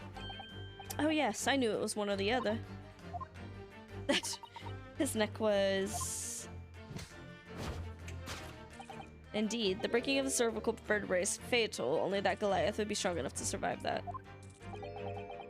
It's even strong enough isn't some immortal freak, you know.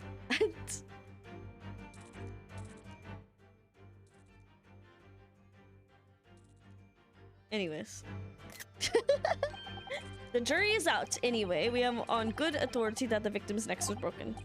Now, if we take that as a fact, we can reasonably imagine that there remains evidence to affirm at the scene of the crime. Could there be?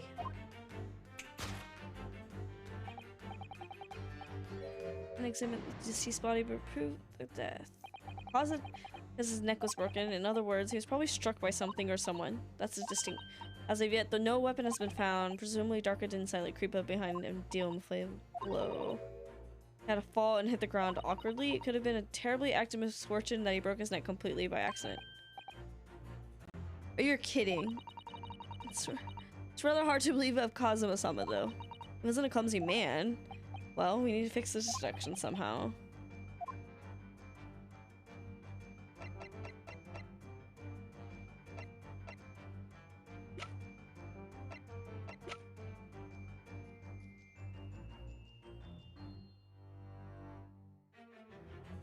Is it this?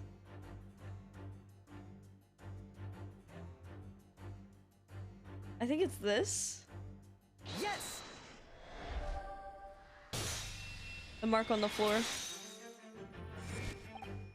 An examination of the mark on the floor will prove that the cause of death conclusively. This particular marks are prominently visible next to the victim's body is a deposit of shoe polish.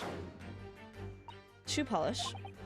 Indeed, positively identified by a little analysis device I constructed, which I carry now as a matter of course. Beeswax, tallow, and dye were my results, the undeniable ingredients of shoe polish. Smooth transition there. And the color of the polish is perfect, is a perfect match to the color of Mr. Asagi's laced leather shoes. Looking at this mark, it's not hard to imagine what happened. For some reason, Mr. Asagi must have caught his foot at the point on the floor and tripped. Please, no. And by a dreadful turn of misfortune, caught his neck against some immovable object as he fell to the floor. Did I lose service? No? Okay. My chat refreshed for some reason. Suffering a fatal blow to the spine, the victim's vertebrae shattered, and in that instance, he lost his life. What? What is going on? I don't know. I don't know anything about this. Is that really true, Miss Pavlova? What about the evidence left at the scene where Mr. Asagi left his life? Facts are clear as day to me. You did all you could to conceal the incriminating evidence. But now your involuntary glass betrays this hiding place you chose. That's right. You hid the evidence that— No, it's not that. I don't believe it. Kazuma-sama merely tripped over and now he's no more? Can't be true. I refuse to accept it.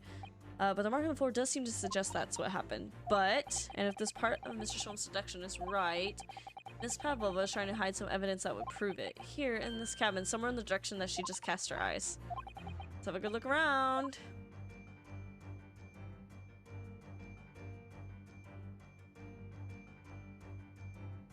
What has she been trying to hide? The tiara? The tiara?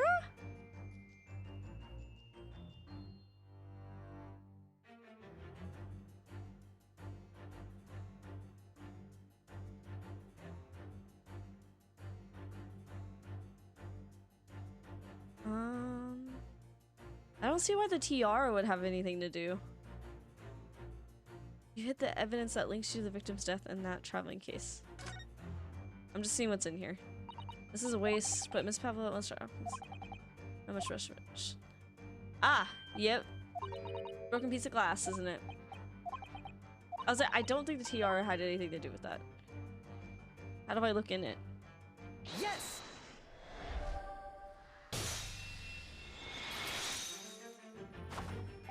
That's right. You hid the evidence that links you to the victim's death in that basket. Here, we have a fragment of some intricate glass object. It would seem one that has familiar air in it, in fact. Precisely. We found another piece of broken glass on the floor in Mr. Asagi's cabin. Asagi. Not Asagi. As you can see, the two pieces fit together perfectly. Oh no.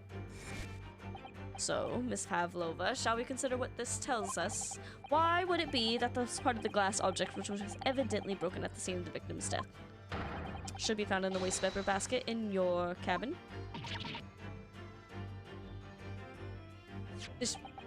You're well acquainted with this glass spell, are you not? I don't know. In that hushed Russian accent of yours won't save you this time, dear girl. Why? Because we have conclusive evidence linking you to the bell in question. What? Take it away, Mr. Naruhodo. The evidence linking Miss Pavlova and the little glass bell. That would be... Is it the cat? It's the cat. Yes! If you look at this photograph, you can clearly see hanging from Darka's collar is the bell. Did the cat make him trip?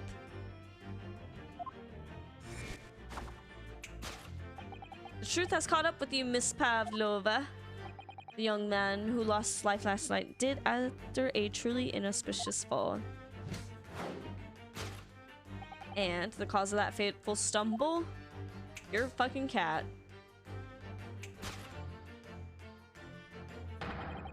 Your absent feline friend, Darka. Is she worried that us, like, Kazuma, like, killed her cat? I couldn't tell anyone. I'm sorry. Death by tripping over a cat. You have got me fucked up, dude. You have me fucked up. Elementary! You have me fucked up. What? What?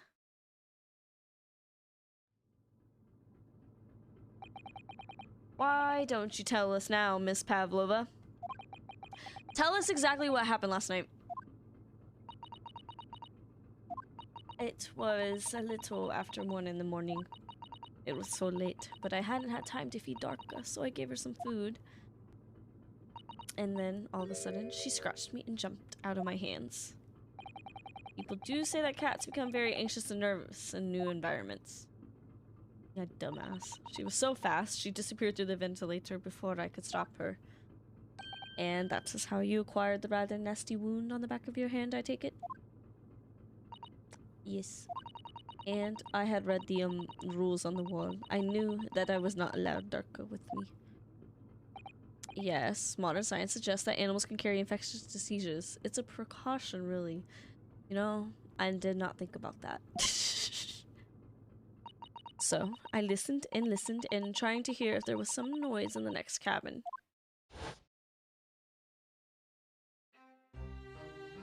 I was very quiet. I was sure if someone was there, he must be sleeping. So at that point, you thought it was... Oh, so at that point, you thought it was safe to try to lure the kitten back again by dangling the end of the toy through the ventilator in the adjoining cabin. Darka always loves this toy, but it didn't work. Nothing worked. I tried using her favorite toy. I tried whistling, but nothing. She didn't return. So the faint whistling sound Cosmo wrote about in their diary was Miss Pavlova trying to get the cat. Cats have a propensity to remain hidden in the shadows when frightened. Yes, so there's nothing else I could do. I just had to wait until she had calmed down. But then...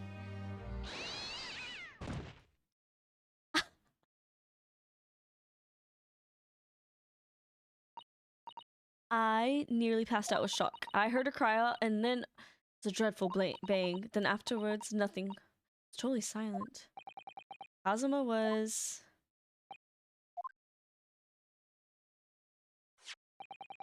From the appearance of the brown marks on the floor, it seems likely that's what you heard was the victim stepping on the glass bell and tripping. Esasperia is a large vessel, but even when she can pitch and roll violently without warning. Mr. Osayu is already off balance as a result of the ship lurching when the kitten got under his feet. The combination of unfortunate factors could easily have caused him to fall over. But what became of the kitten? In the end, I managed to get her to come back through the ventilator. Yet Darka is nowhere to be seen. I must have forgotten to lock my case. And now she's disappeared again.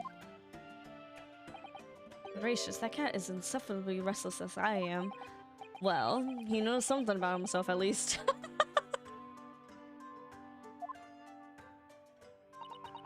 When I woke up this morning, I heard that young man in the cabin next to mine had died, but I couldn't bring myself to tell anyone what happened.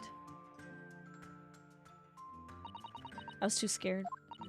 Scared that they would send me back. Hold on a minute. What about the snake? You're right, where is it? Snake isn't your friend, Miss Pavlova, then whose is it? Where did it come from?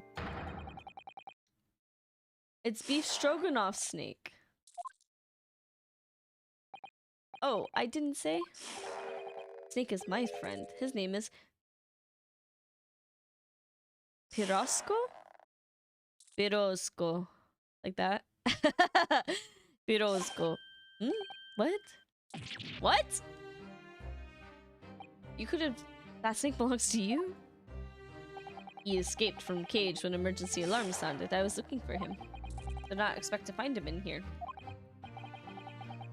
He's named after a meat bun? Oh, how did that sneak into his cabin? But animals not permitted. We are seafood 1 year. You want to be so long without a close friend, without someone who understands? Would you find someone a little more human? Pierogies? But my dear burly fellow, a gargantuan venomous snake, surely you can appreciate the danger you're putting everyone in. No venom. Okay, he's not venomous. I believe him. Pirosco does not have venom. He is harmless, very long, but very gentle. He is adorable, like Granny. It's venomous? Yes, now he's hungry, so he's in bad mood, but once I feed him, you will see big smile. And you feed him? What? Milk? Like they say milk chickens. Ridiculous. Snakes that drink milk are only in stupid stories. I was gone for 50 minutes, come back to Salent. Pirosco eats mice. Big, fat, round mice. So is that what the mousetrap in the passageway out there is for? Of course. How else can I catch my friend's favorite food? Wait, that would be a good mouse snakes and cats catching mice. Nothing says top of the food chain like the hook in their eyes right now. It refuses to drink milk. It can hear a whistle. It can't climb up a bell cord, and it's not even venomous. How the deuce did something so inept land a starring role? Not my fault. I do not make up stories. My Pirosco has nothing to do with this incident.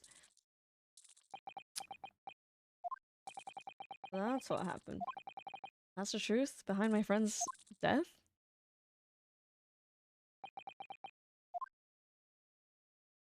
Really? And we have to do a case with this?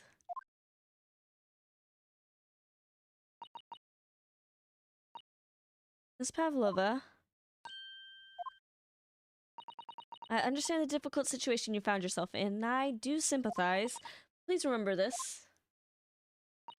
A young man lost his life. If you're going to attempt to cover up your guilt with lies, then no matter what the circumstances, I cannot forgive you. What are you talking about, Ms. Mikotoba? There's no court segment? Oh. What lies, Miss Pavlova? Just confessed everything. He's got a little itty-bitty nose. Look at his little itty-bitty nose. Look how tiny that is. That is a tiny nose. Little itty-bitty man. Little itty-bitty man.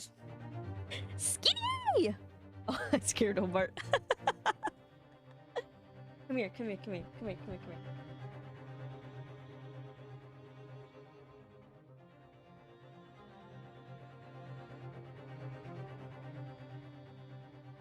Are you talking in a microphone? Talking?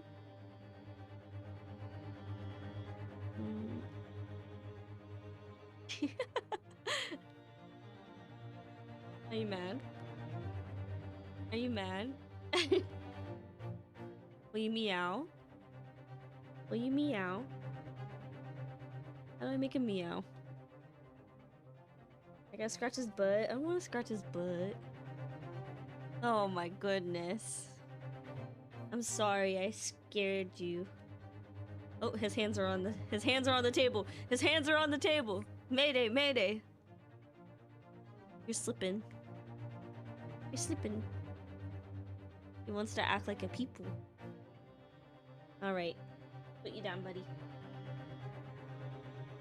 Always on the bed, but I don't think we'll see her. Arm. I just realized my camera is off-centered. Don't know how that happened. I'm not dealing with that right now. I will give him a treat. Where is the treat? I need to go to the store and get more treats for Chloe. I don't want to go to the store tomorrow though. But I might have to. She doesn't really have it. She has like 2 left. Series of fortunate events. An accident. What the fuck kind of... My best friend died by tripping over a cat? You're fucking kidding me. I'm no great detective like Mr. Sholmes. I don't have a gift for knowing the truth. God, there's like fuzzies everywhere. So annoying. But even I can see that was not the truth. Oh, okay. Don't you agree, Mr. Naruhodo? Okay, yeah, why was the glass cut in half? To be perfectly honest, yeah.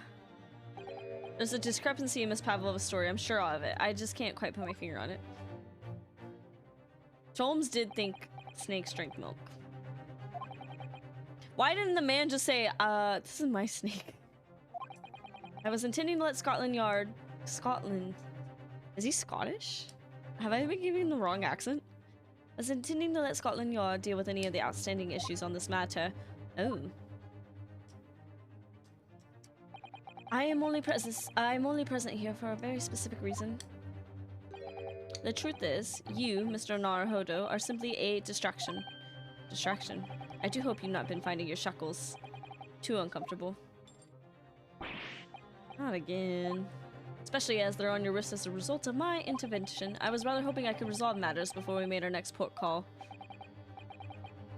Snakes go to Starbucks? Me. You were Mr. Sholmes? I would love to be a little snake. As long as there's no people nearby, because people are mean to snakes for no reason. I would love to be a little snake. I would love to go to little Starbucks. I overlooked one important detail. The DC young man was a very close companion of yours. Was he not? Yes. Cosmo was my closest friend. I owed him my freedom even. In that case, we must follow this to its conclusion. No further distractions. You must uncover the real truth here, Mr. Naruhodo. Whatever that may be. The key to this is the discrepancy in Miss Pavlova's story, I'm sure. If I can chase that down, maybe the truth will become clear. Truth about how you really died. Oh, wait. Truth about how you really died, about how that senior cabin really came to be. Alright, I'll see what I can do. Excellent. Excellent. Thank you, Mr. Naruhodo. So then, shall we begin? Yes, I'm about to eat a little bit of chips. Just a little bit of chips. What we should ponder first. It's really hard to eat a snack with a game that you're talking the whole time, though, you know? You know what I mean? Let's need a little snack break for a second. Time to prove.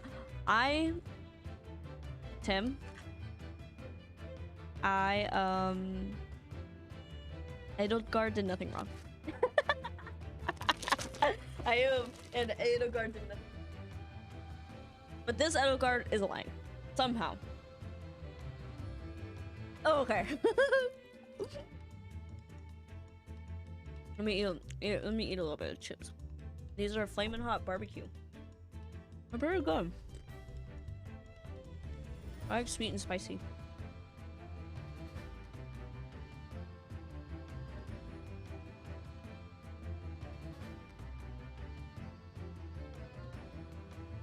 Why didn't she take both pieces of purple thing? Of the glass. I didn't read that. Sorry. It was truly an unfortunate accident. It wasn't an accident at all.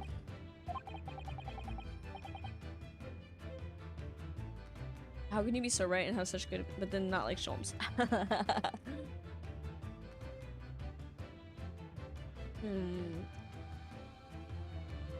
We've already established it? I don't know.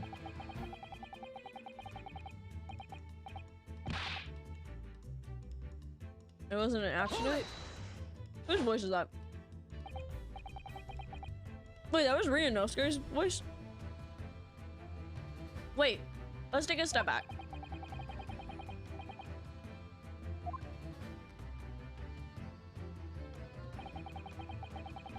Okay, I'm gonna have to ask you to spell it out for me. I'm gonna play hardball here. I think one of the reasons I don't like is him being so arrogant and wrong. Since I'm a woman, I have to deal with that.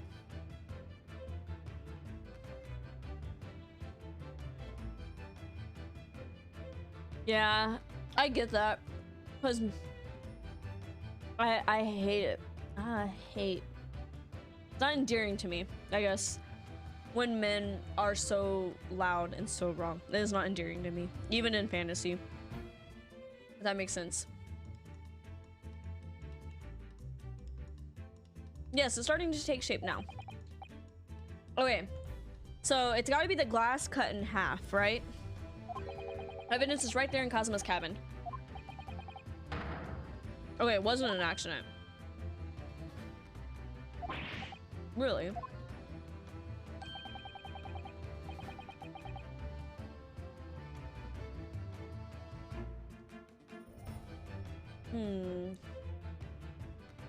Right, I was about to say, I think a lot of men that I find annoying that are so loud and so raw aren't malicious about it either.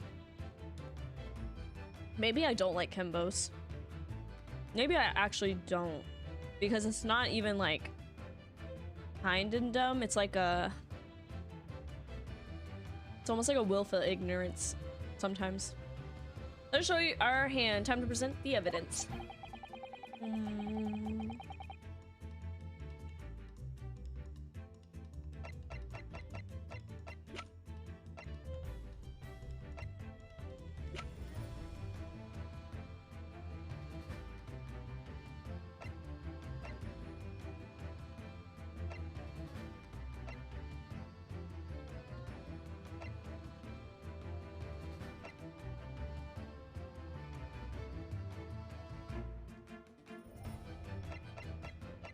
Is it this? Yes.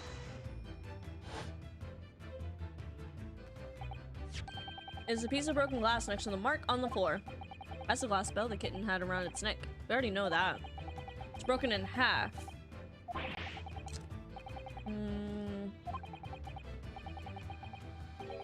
A fatal flaw. What?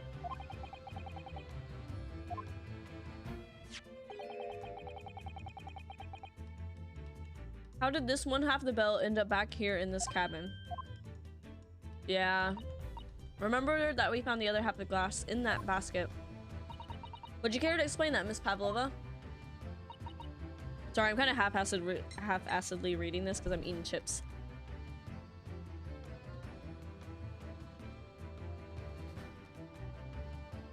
The sun shines out of his house.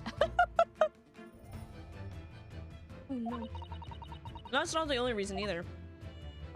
It's a clean cut on the other side. Something else we found. A remnant of something that couldn't possibly have been there if Miss Pavel just... Yeah, he wrote a note.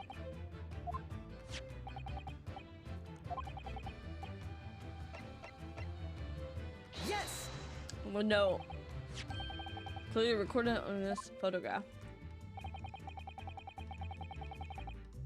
There's no way that he could have met. He doesn't know Russian.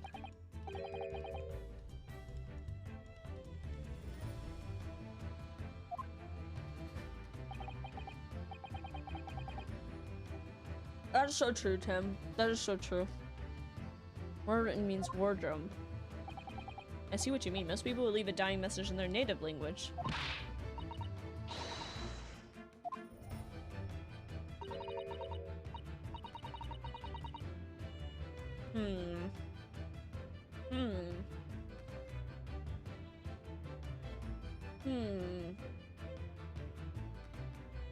She says maybe he's studying Russian. It's a simple language. He could have picked it up very fast.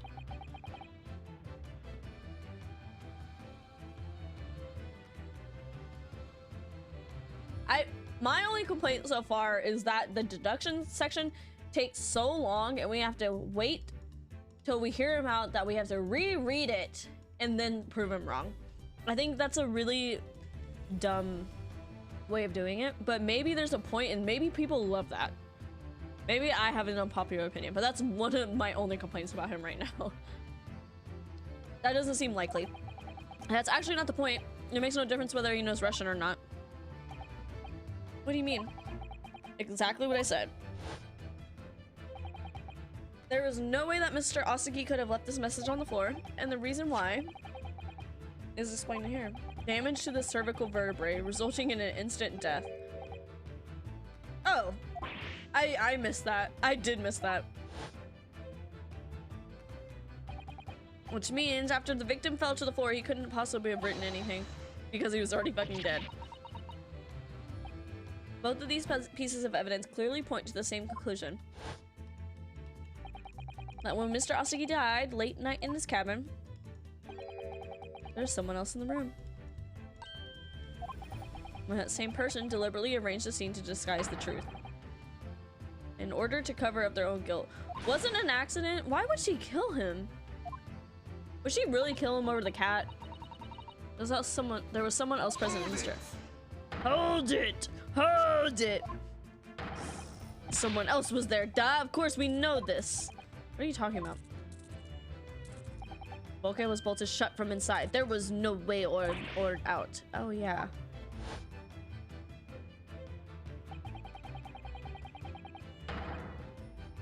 Where the only person in the cabin when young student died was you.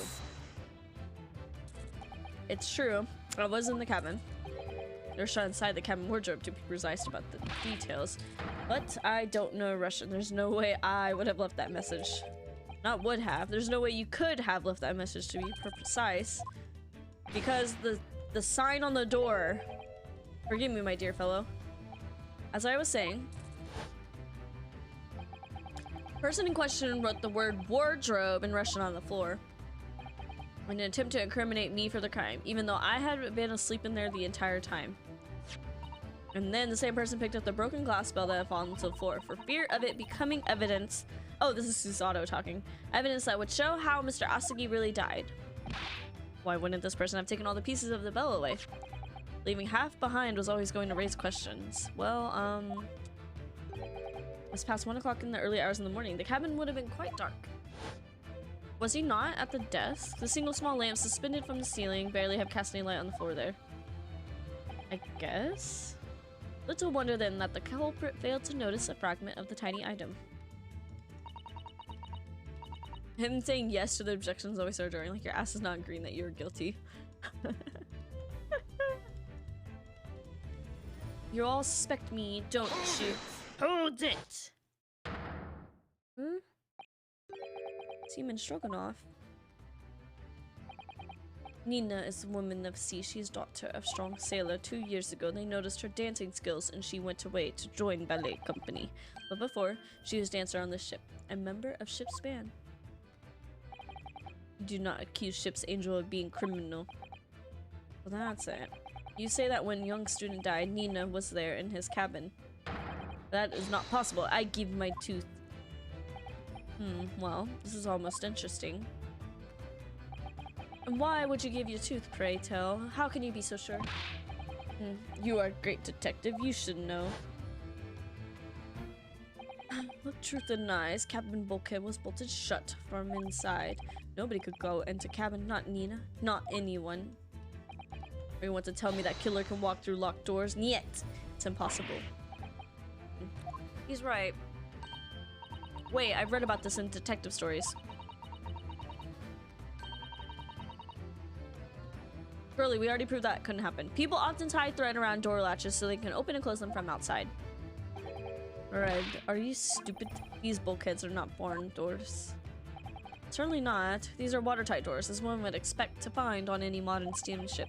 Constructed of heavy steel with not a gap in sight. No threads, no needles, or magnets could have been used.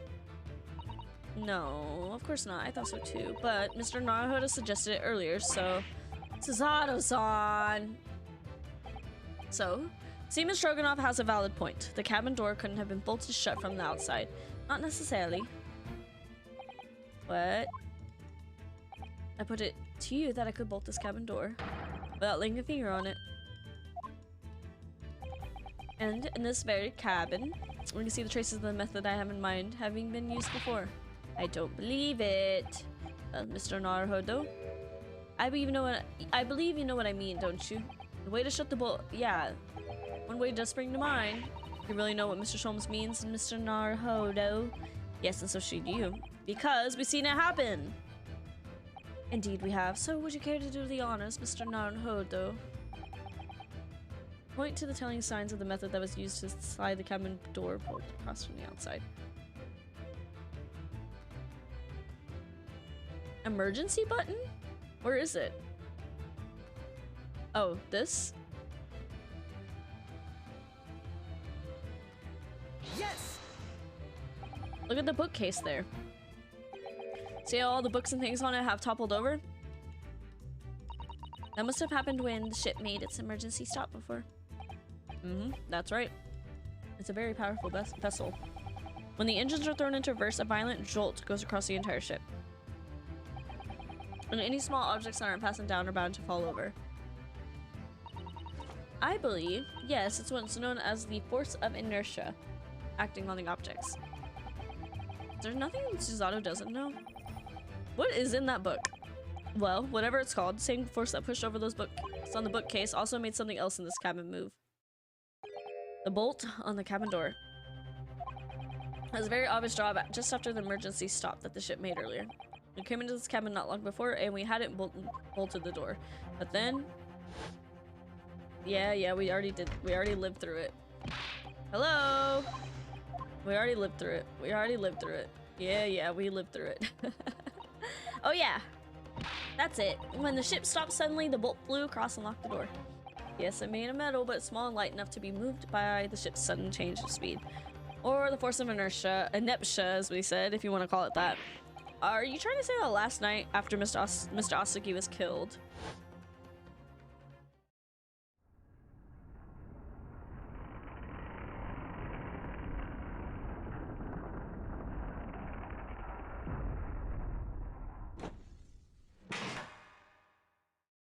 Huh. SS Beria made another emergency stop. When I woke up this morning and looked around the cabin, I thought it looked a little odd. All the books on the shelves had toppled over all the ornaments. It was almost as if someone had run their hand across the shelves and deliberately knocked over everything. Oh yeah, I remember that. And I stood them all up again, didn't I? And then we came into this cabin. We were surprised to see the same thing in here. All the books and everything had toppled over, just like Mr. Asagi's cabin. It wasn't the snake behavior. Do you have anything to say about this, Miss Pavlova? Are you out of your mind? You say Beria made an emergency stop? It doesn't seem a little far-fetched. How could that possibly have happened? Unless you're saying that the culprit is actually someone from the engine room. Oh, it is simple enough. That was not British. Are you forgetting the button in the passageway outside? I didn't mean to skip that. I did not mean to skip that. You're forgetting the button in the passageway outside used to trigger the emergency alarm. Oh yeah. There was a notice, wasn't there, telling you only to press the button in times of emergency. On dark nights when the fog is dense, the captain cannot afford to rely on the eyes of this lookout alone. Hence the placement of a number of buttons around the vessel to... Oh, this is Sholmes talking. Whatever. Allow any crewmen to raise the alarm. The sort of button one is almost compelled to press to satisfy one's curiosity. Wait, it was you? When the button is pressed, two things happen in the interest of safety. Emergency alarm bell rings and the vessel comes to a complete stop. As indeed it did a little earlier today.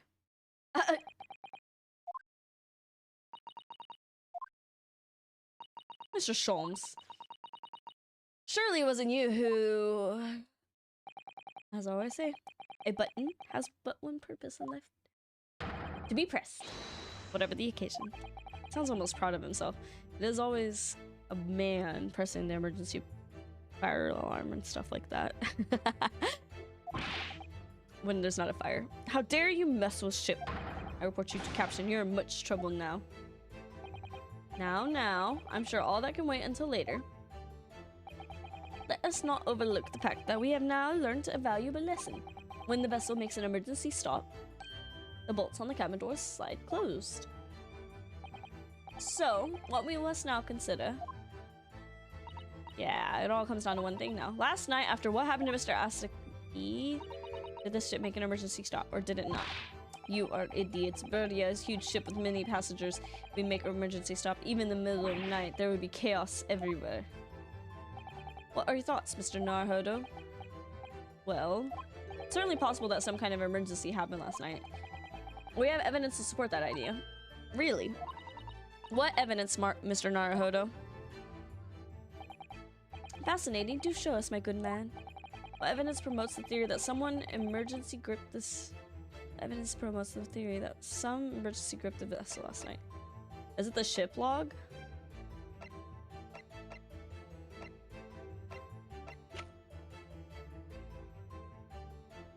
I think it's a ship log. Yes! Seaman Stroganoff, it's your duty to patrol the first class area of the ship, is that right? Yeah, this is correct. Why? The ship's log here. This would be where you record the details of your duties. What are you doing with that? That is mine. You'd rather carelessly left it atop the little makeshift bureau in the passageway out there. But as responsible passengers, we took it into our care with a mind to return it to you later. I left it there on purpose. That's where I put it always. The point is, looking at what you usually record, it's clear that under normal circumstances, you write the phrase "nothing to report" every 30 minutes. But from 2 o'clock last night until first light this morning, nothing was recorded. Nothing recorded? That is... Duh, because nothing happened. When does he sleep? But if nothing happened, you would normally write "nothing to report," wouldn't you? Indeed so, which tells us that shortly after 2 a.m., something did happen here aboard the SS Beria. Something sufficiently significant to make you forget to fill in the ship's log, in fact. Are you suggesting that the ship really did make an emergency stop in the middle of the night? Stop talking rubbish. find it a little hard to believe myself. Oh, why? Well, because if something as major as an emergency stop really had happened, surely all of us would have noticed. That's very true. Thanks to the emergency stop we experienced earlier, we all know what it feels like now.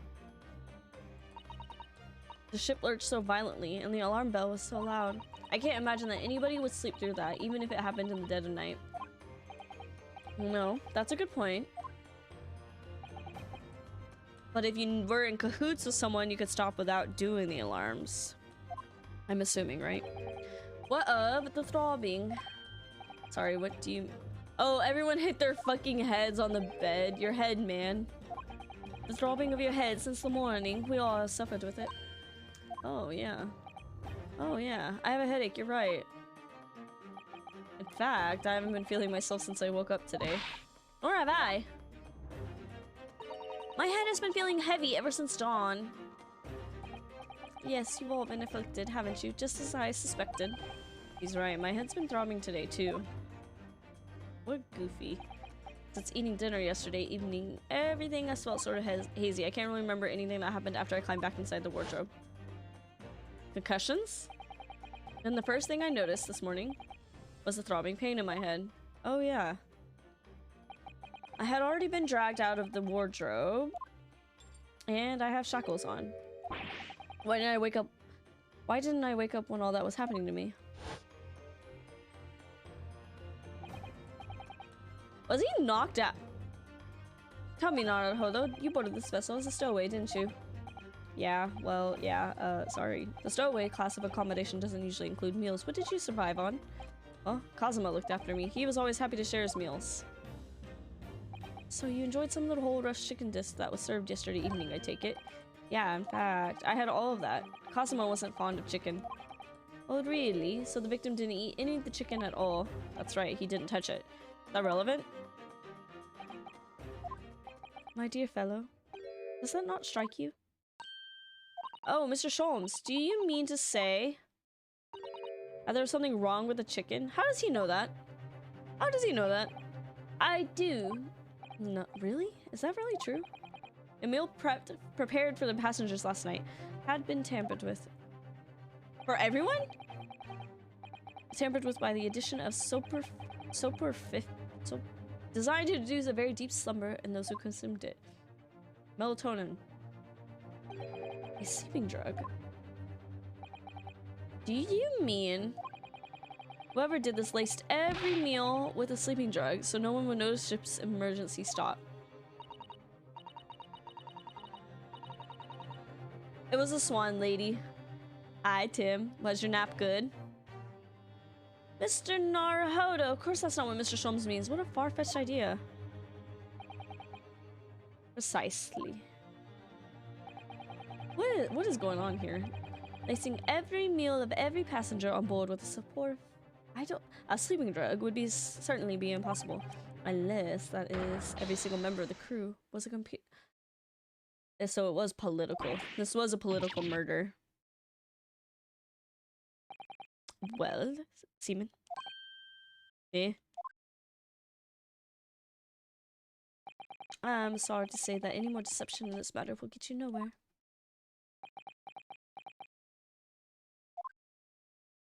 If you refuse to talk, there would have to be an inquiry made through the shipping company, of course.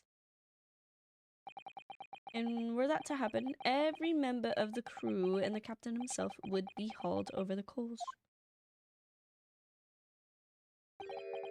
For aiding and abetting a renegade.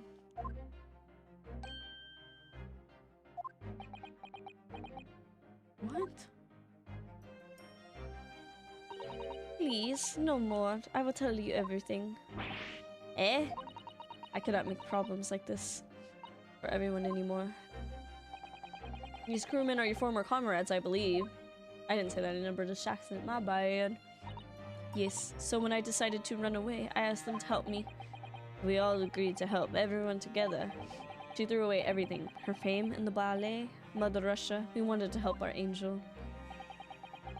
I don't believe it.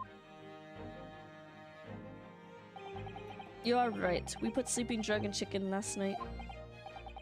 Yeah, I remember now. I did notice chewing on a lump of something strange and bitter at one point. You kept eating it? Nah, we cannot make all drug. How do you say dissolve? Talk about heavy seasoning.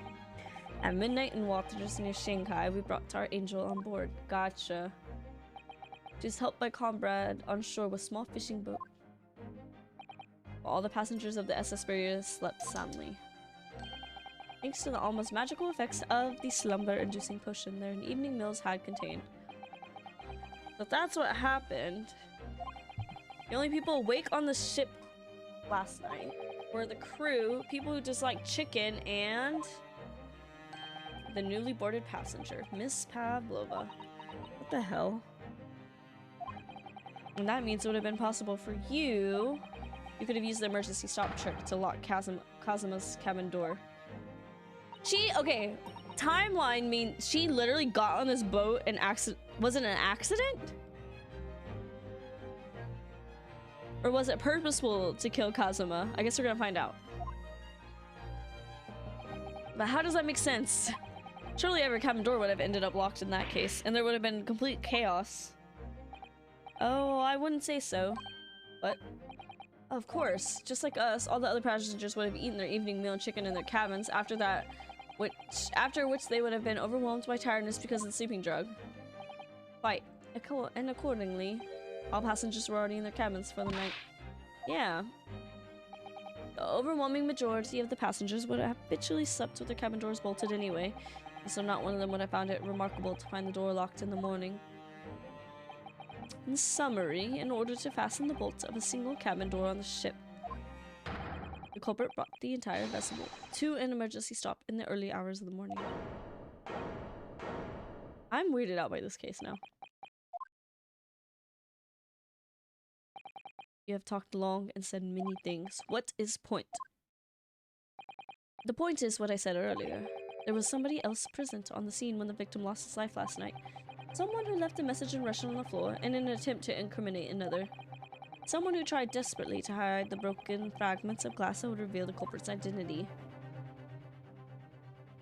And someone who abused the ship's emergency stop procedure in order to lock the door. All told, a busy night. But I don't know about any of this. I'm just a little girl. You like to speak with your long English words, explain your clever ideas. But I am sailor, and sailors don't listen to long, boring stories. We don't believe. Sailors like me, we trust only what we see with our eyes. A laudable trait. What? I'm quite of the same disposition, my good man. Observation to me is everything. Mr. Naruhodo. Yeah? Do you hear it? The accusatory cry of guilt on the wind? What's accusatory cry of guilt?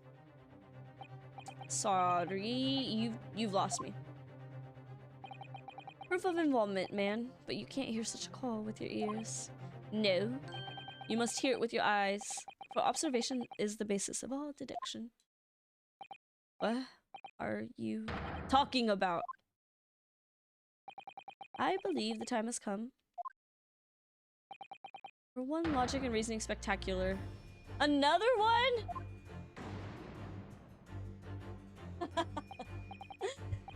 Your assistance, if you please. With that exactly, Mr. Sholmes? With what exactly? With observation, my dear fellow, just as I said, of these two prevaricators. Prevaricators? Observation?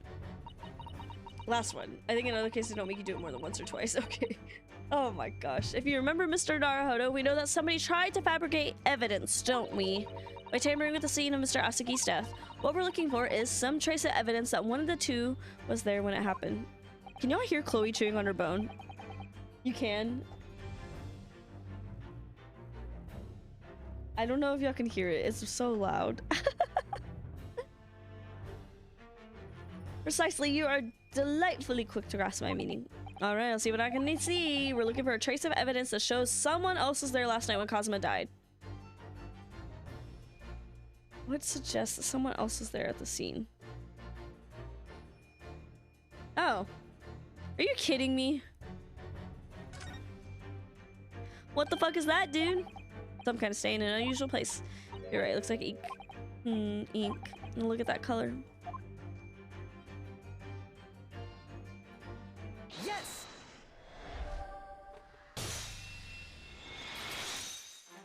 Chloe, baby. Seaman Stroganoff, you seem to have quite a large purple stain on the back of your white uniform there. Yes, I don't know where the dirt comes from. So nothing in particular comes to mind about the stain. What are you trying to say? Wouldn't y'all see that before this? What are you trying to say? It would appear that the significance of the stain has escaped your attention, Seaman. Allow us to make it plain.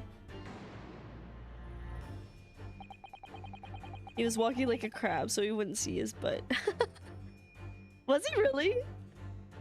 Very large purple stain. I think that's what made it is clear. Indeed it is. So Mr. Naruto, present the evidence that proves it. My pleasure. I make up my own lore.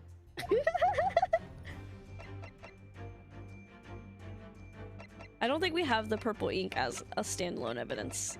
What's this one? Yes.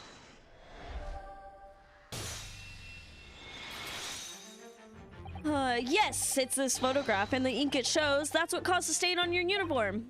Ink. I'd rather an unusual color of ink, purple. Ugh.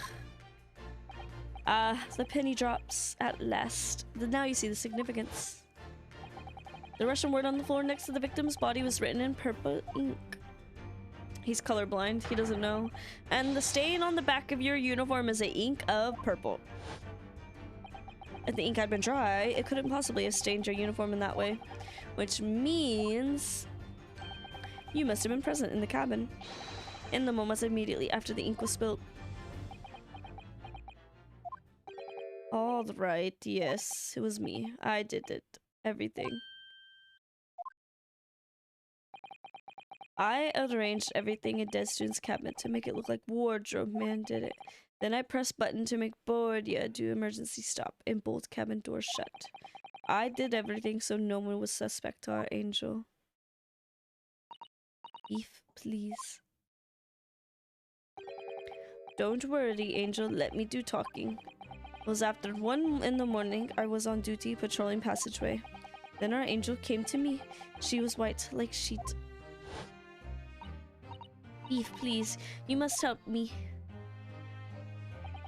I went with her. The door to the cabin number 1 was open. When I looked inside, I saw student boy on floor. What happened in here? Please don't tell anyone. My little one, my little furry friend. Everything that happened in the cabin is like Angel told you. The kitten escaped through the ventilator into Mr. Asagi's cabin. Then he tripped over and broke his neck when he fell to the floor. Yes, that is right. So after the incident, when the cat ran away, Miss Pavlova then visited the cabin next to hers, only to find its occupant lying lifeless. She said she was worried when she heard the sound of someone falling on the floor. That's when she went to look. No, Angel?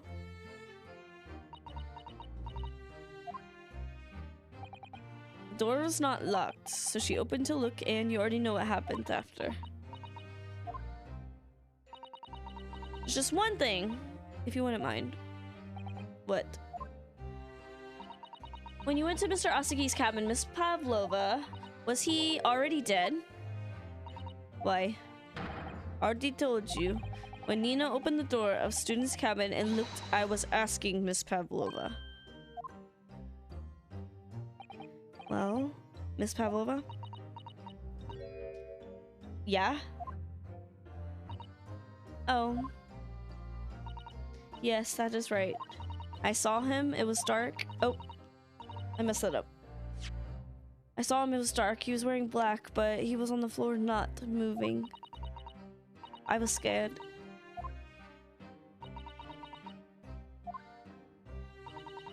I understand, and I believe you. So is that finally it now? Have we discovered the real truth about Cosmo's death? Ah, something very nearly slipped my mind. Mr. Holmes? This photograph. Yes, I took this myself, you know. The cause of death was a broken neck. Therefore, the victim died instantly. And the unfortunate incident that precipitated these events, a kitten on which the victim stumbled. However, if those are the facts, there is one particular area in this photograph that seems to be somewhat unnatural. What do you mean, unnatural? What are your thoughts on the matter, Mr. Naruhodo? Well...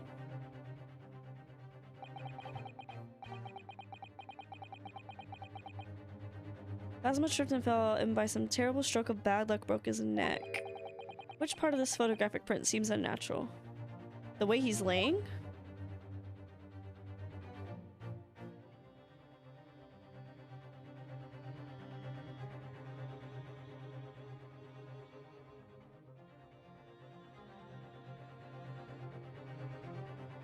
How do I say the way he's laying? Am I right? I do want a backseating moment for this. I do want a backseating moment for this because I don't know what to click on. Because it's the way he's laying, right? The hand. It's the hand. Or this hand.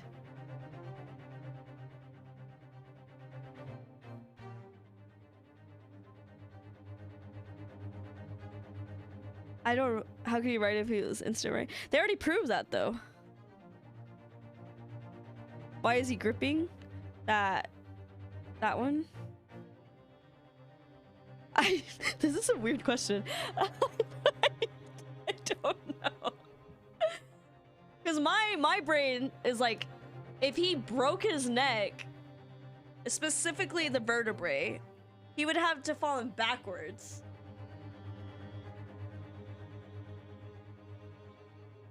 Tim, you are right about that, though. There's two Tims here. I've been eating, so I'm not sure, but I think it's the left hand. It's this one. I'm gonna say that one. Yes. I really feel then this fist doesn't seem quite right. The exact same thought occurred to me. In a fall, one's instinct to open the palms flat. Okay. I guess that too. Yet here we see the victim with the left hand tightly balled into a fist. Almost, you might say, as though he were gripping something. What do you mean? Simply, I took the liberty of investigating the victim's fist a short while ago. And what, pray, do you imagine I found there, my dear fellow? Thank you for the backseating, because that was a weird question. Mr. Sholmes, show us, please.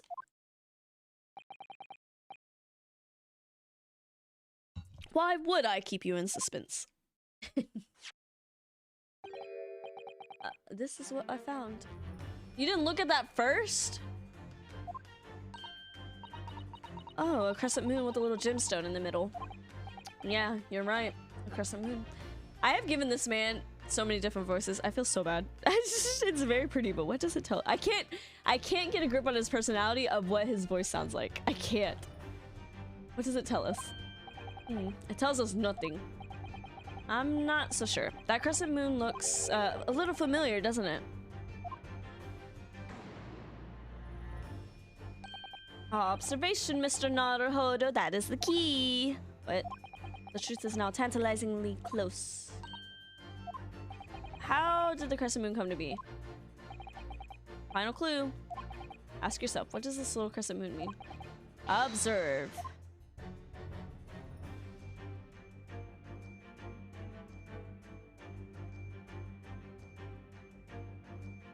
Yeah, it's the right ear. Oh my gosh. Why were you trying to kill someone, girly? What is the motive here? Oh, I keep reading I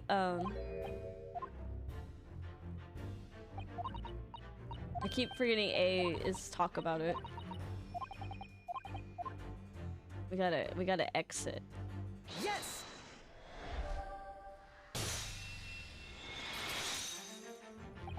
Miss Pavlova, I noticed that on your ear, you're missing an earring.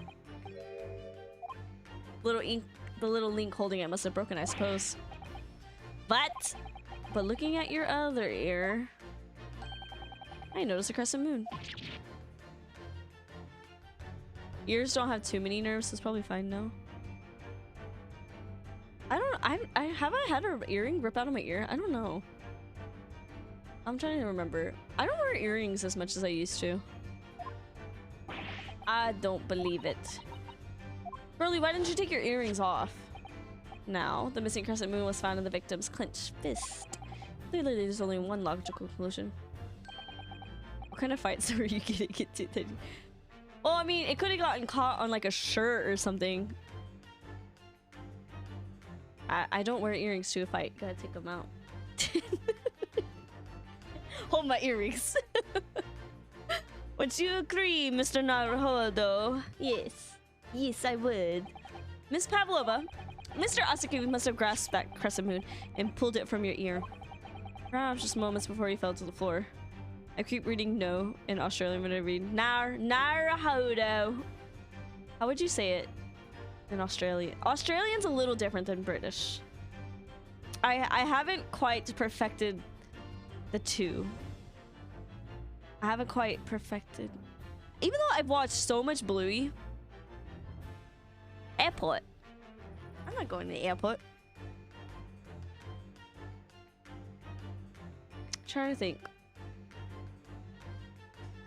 I've watched so much Bluey. I feel like I should perfect an Australian accent by now. I actually don't watch a lot of British media. I don't think. When I found out Bella Ramsey is British, I was like, what? I'm like, huh? Perhaps just moments before he fell to the floor.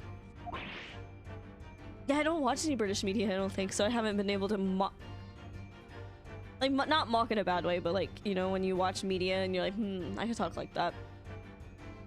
Isn't her dad literally Gordon? Shut up, for real?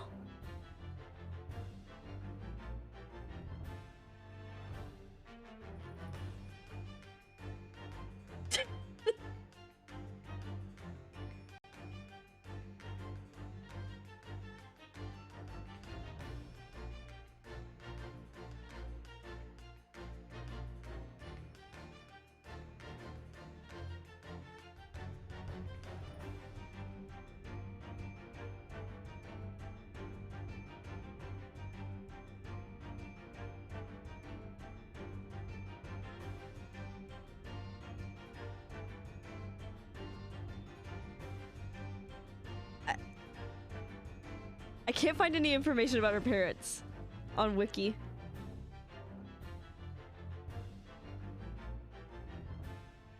Bella Ramsey was born to businessman Alex Ramsey, but the names of their mother is not known to us at the time of filing this report. I was like, is Bella Ramsey a Nepo baby? I was like, what? No, no, they are not.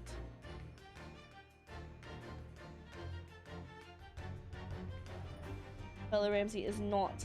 I was like very shocked if they were. Oh my gosh. The horny post? There's horny posting? Horny posting? I thought long and hard. I could not think of a smashable Pokemon. I could not do it. Not think of one. I'm so sorry. We've talked about monster fucking on here so many times though, and I feel like every time we have, I'm like, I don't know about a fuckable like Pokemon. Fuckable Digimon? Fuckable other monsters, yes. But not Pokemon. I don't know why. Because maybe I think of Pokemon as like babies. Even if they're like a man, I'm like, that's a baby. Oh, sorry, Ina. I see all your redeems now. Let me do that. Let me hydrate.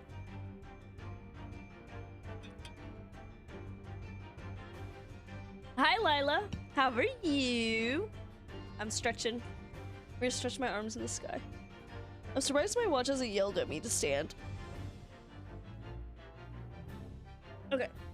And then my feet are on the ground. I'm properly sitting. In is not a Pokemon. He may be a monster, but I'm a. You know what? In is a fuckable. Yeah. Smashable Pokemon. Stream is going well. I'm loving this game, but it's confusing the hell out of me at the same time. It's very confusing. I mean, I don't have to stretch my imagination to play Pokemon. I do. I have to stretch my imagination too.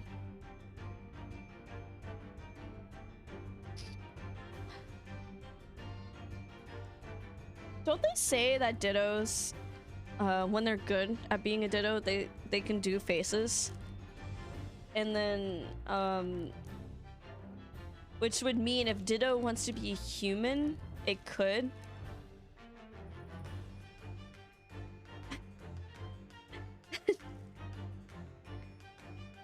Anyway, it's not Degen hours yet. It will be, but not right now.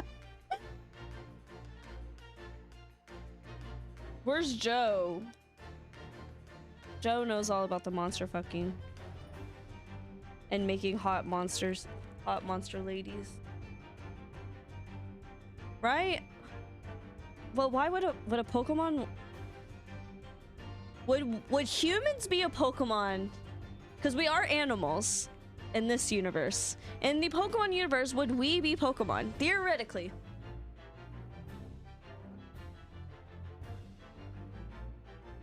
The music with this. With this thought experiment.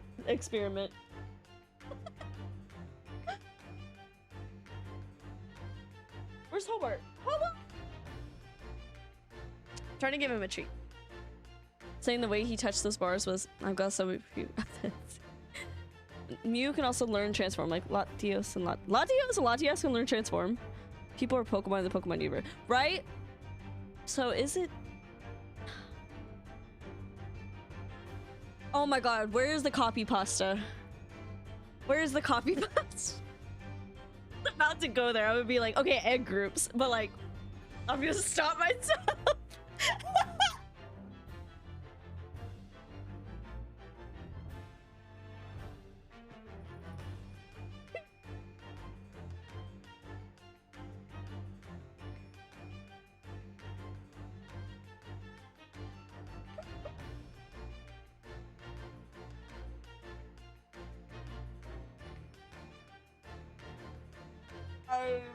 I'm no better. I'm no better than Vaporeon fucker. I'm no better than that.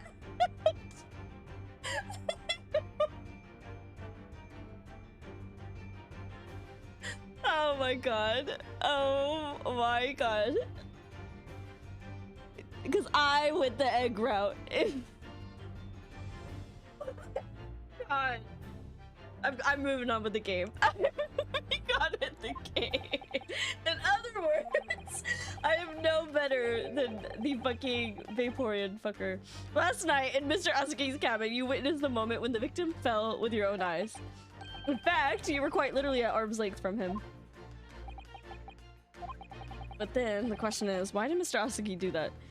I mean, they do get married to Pokemon. What are you talking about, Tim? Other Tim.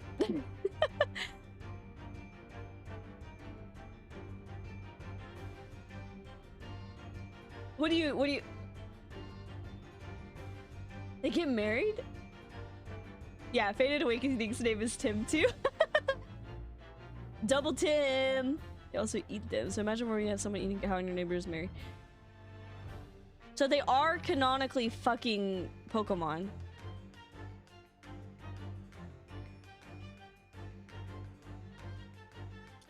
The question is, why did Mr. Asuki do that?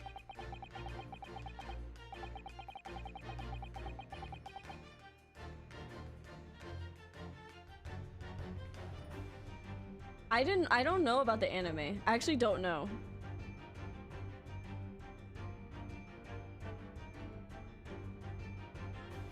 Also, I do not care. Right, in another universe, animal fucking would be normalized, I guess, which is weird. Don't do that. Don't do that, please.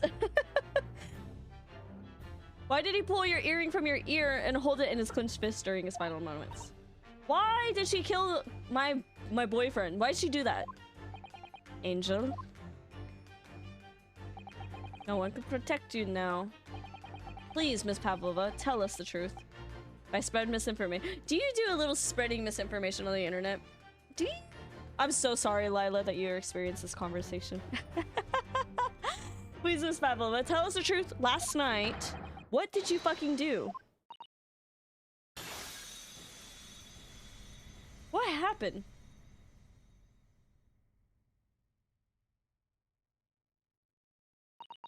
When I think about everything that happened yesterday, it was too much. Running away, the fishing boat in the middle of the night, trying to climb onto this huge ship. And then, when I was at last in this cabin and I could relax after this horrible long day. My cat fucking beat me up. Dorka, wait. Dorka, wait! There we go. I couldn't believe it when she disappeared through the vent later. I tried to call her with a little whistle. I tried waving her favorite toy. But nothing worked. Doctor would not come back.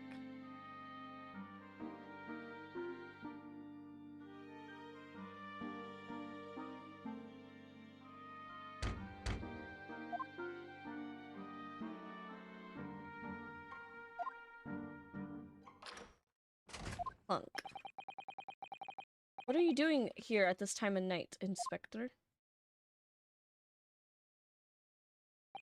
Oh. I'm sorry. I thought it was a friend of mine.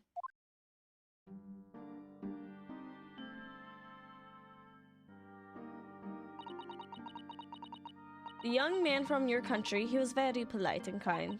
He helped me to find Darka, and he promised not to tell anyone. But then, when I had my friend in my arms again, and I was going to leave the man's cabin. Just a moment, sorry, but... Oh, yes. I'm sure I know your face. I've seen you somewhere before. Of course, you're Nikolina Pavlova, aren't you? The Russian ballerina. Huh? No, I don't know that name. My heart nearly stopped when he said that. He knew what I was. How could this man from a land in the faraway east know a Russian ballerina? Yeah, I saw your performance in Japan. The beauty of the ballet made a deep impression on me. But, what are you doing on the ship? I'm sure I read that your ballet company was performing in Shanghai at the moment. I can't fool him. I have to tell him the truth and hope he doesn't tell anyone. I have no other choice.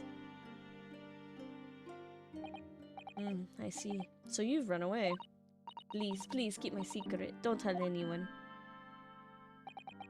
Give me a moment. I could use another opinion here.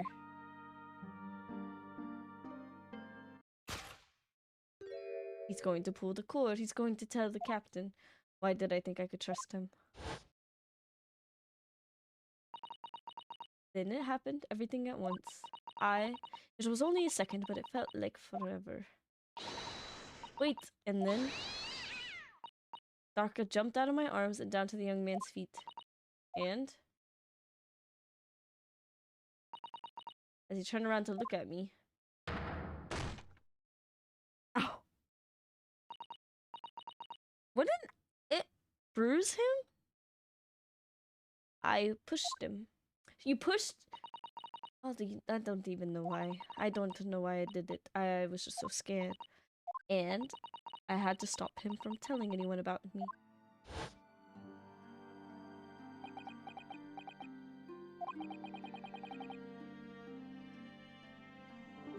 Wasn't everyone on the ship in cahoots about her being on the ship anyways? That's when you went to fetch help from Seaman Stroganoff, who was on duty out in the passageway. I heard Nina cry out and thud on the floor, so I ran to her. She was standing at the cabin door, shaking like a leaf. She looked at me and said, "Help me, Beef. If they find out, I will be... Please, I have nowhere to go." So you decided to help. And that's when you arranged things at Cosmo's cabin to make it look like I did it, so that no one would suspect the passenger in the cabin next door. Yes, I went to the cabin. I looked around to make sure there was nothing to show Nina was there. Then I found Stowaway. In the wardrobe, still sleeping. Right, that's when he found me. He worked out a plan to lay the blame on the Stowaway. I closed wardrobe doors and put back strange paper sign. Luckily for me, that's the only reason Susanna-san started to believe me when I said I was innocent. I dragged the young man's body to a good place and used the ink that was spilling to write on the floor. So theoretically, they could have maybe gotten away with framing Ryunosuke if they didn't put the sign on the door. Yeah, with blaming Ryunosuke. I dragged young man's body to a good place and used ink that was spilling to write on the floor. I wrote wardrobe so that the person who found him would look inside wardrobe and find stowaway.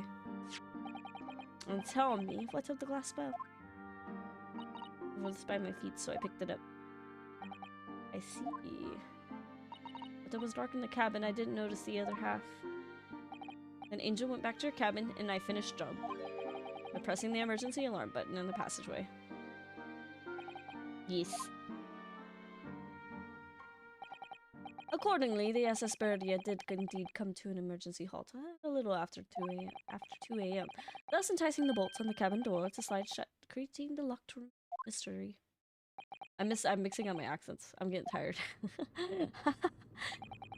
There's still one thing I don't understand, Miss Pavlova. What? Well, you said that you told Kazuma about the fact that you'd run away from your homeland. It's because you were worried he was going to tell the captain that you pushed him. Isn't that right? Yes, but even if he had pulled the bell cord and called for the captain of the ship, aren't you friends with every member of the crew? Why would that have been a problem? It was what he said first that had me scared. What did he say?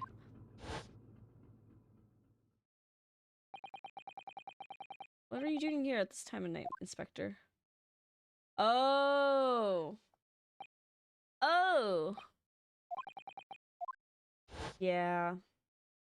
He said an inspector was his friend. Oh yeah, me. Who was supposed to be acting as his bodyguard. I thought that if police knew about me, they would arrest me. But before you could pull the bell cord, May I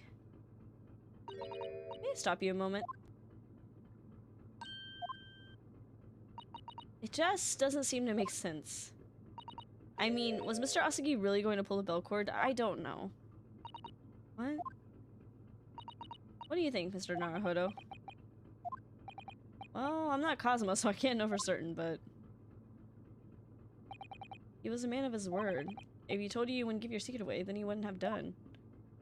No, he was walking over to it. He was going to pull the cord. Going to make them send me back. Well, Mr. Naruhodo, the day's work is not yet done, it seems. There's one more deduction to make. Another one! Yes. What action was the victim really about to take at that moment? Oh, it's not a super serious one. Can we determine whether the young man's gaze was directed with it? Uh-huh. He was gonna come tell me. First, consider the victim's location within this cabin. That's easy. I remember every detail. Yes. But still, that cabin has been my home for this entire voyage. So this is how the cabin looked last night when Miss Pavlova visited Kazuma-san. Yes. Are you ready then? Yes. Not only that, in order to draw the right conclusion, you can't afford to be out by even a little bit when you're following the gaze. He was looking at Ryunosuke. Take that! She doesn't know. I don't know. Was she trying to kill him, or was she just trying to push him away or something? Was her intent to murder? I used to listen to Kazuo's themes on loop when I was in college before they got localized. Great. It is good study music. Considering everything that had happened last night, certainly it may have looked as though Kazuma was going to ring the bell. However...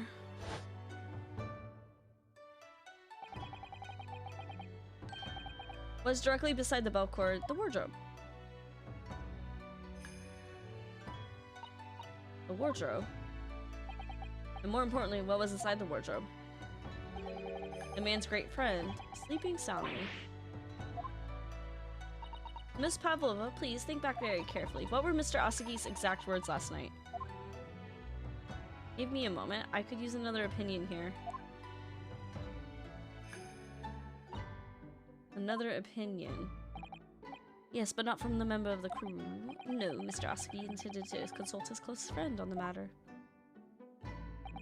To see if between them, they might be able to help in some way. No doubt. Oh no.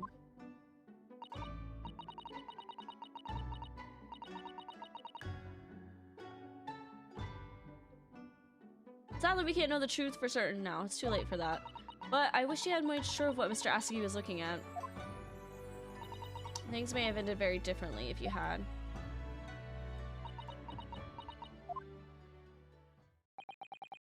Miss Pavlova. I want to thank you for finally admitting the truth. But unfortunately, the truth is, a man lost his life because of what you did, and that will never change. I hope you never forget that. Sorry. Really. I'm so sorry.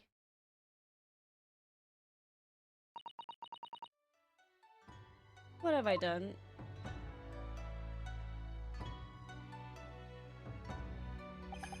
And so, at long last, the mystery surrounding the tragic accident on the SS Beria finally laid to rest.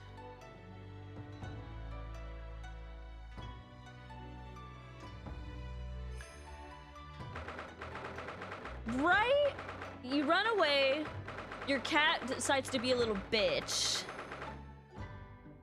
You're trying to get your cat back, and then you panic and accidentally kill him. That's why I'm like... Like, that's why I was like, did she mean to kill him, or did she just mean to push him out of the way? That's why I'm like, I don't think she meant to kill him.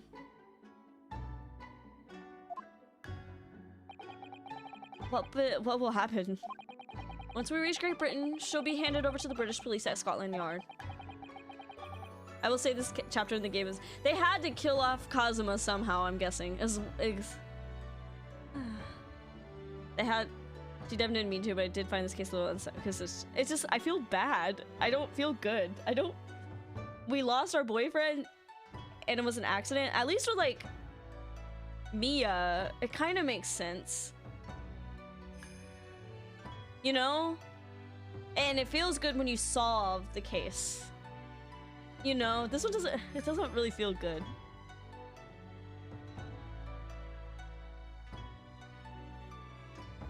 He should have just ate the chicken.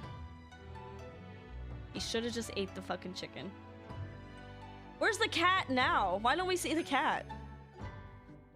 What about the fact that she ran away from Russia? Won't the Russians try to something her? I don't know that word. Apparently, the English detectives can speak to the immigration office. Sort that all out.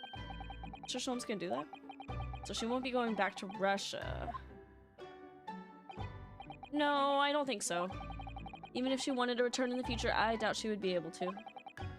She ran away, so now she's in exile for life. See. I'm sorry. Steven Stroganoff? I wanted to help our angel no matter what, but I didn't think about you, about how you lost a good friend. I will go with Nina. I will give myself to British police. That's kind of you, but you didn't do anything except... Oh. In the meantime, thank you for letting me go free. You're right, Asagi didn't like wing. Maybe he likes vegetarian wings. Maybe he would like tofu, fried, and then in wing sauce. I could believe that. Kazuha's death was a waste. Well, do you think you can for Miss Pavlova, won't you?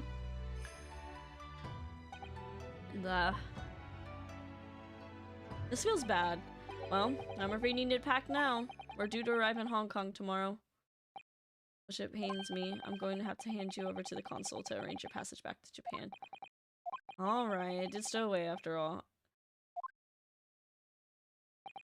So, you should get back to your cabin.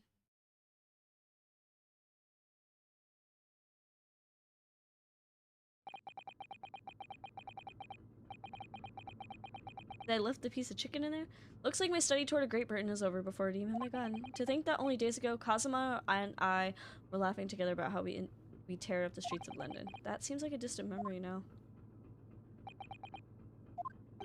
Oh, what's that? Is that someone weeping?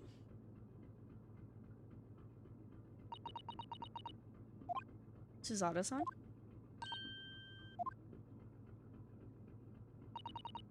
Naruhodo-san, I didn't know you had returned. Or, well, I haven't been back long. Inspector Hosonaga just told me I should pack, you know, ready to leave the ship tomorrow and all that.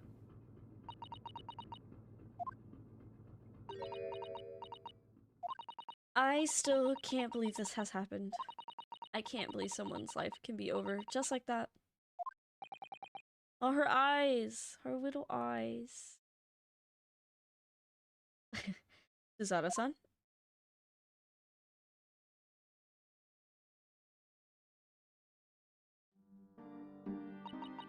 He had such grand ideas for the visit to Great Britain. So many dreams. And now, they've been cruelly taken away. Just as he has. I thought I could never forgive the person responsible. But now we know the truth. That it was just an accident. Just a silly series of mishaps. It's too much, Naruhodo. It's just too much. Yeah, I know. I don't know. I wish there was something I could say. Okay, Inspector. My duty was to see Asagi-san safely to Great Britain. But I failed. And caused his two closest friends great pain and suffering as a result. I've let everyone down. I will do anything to make up for my terrible blunder. Nobody blames you, Inspector. I'm free again now. At least what? Ha ha ha! Surprised, Mr. Naruhodo? What is the meaning of this? Oh, a trifling matter. Simply that in my head, I think I shall always picture you wearing those shackles.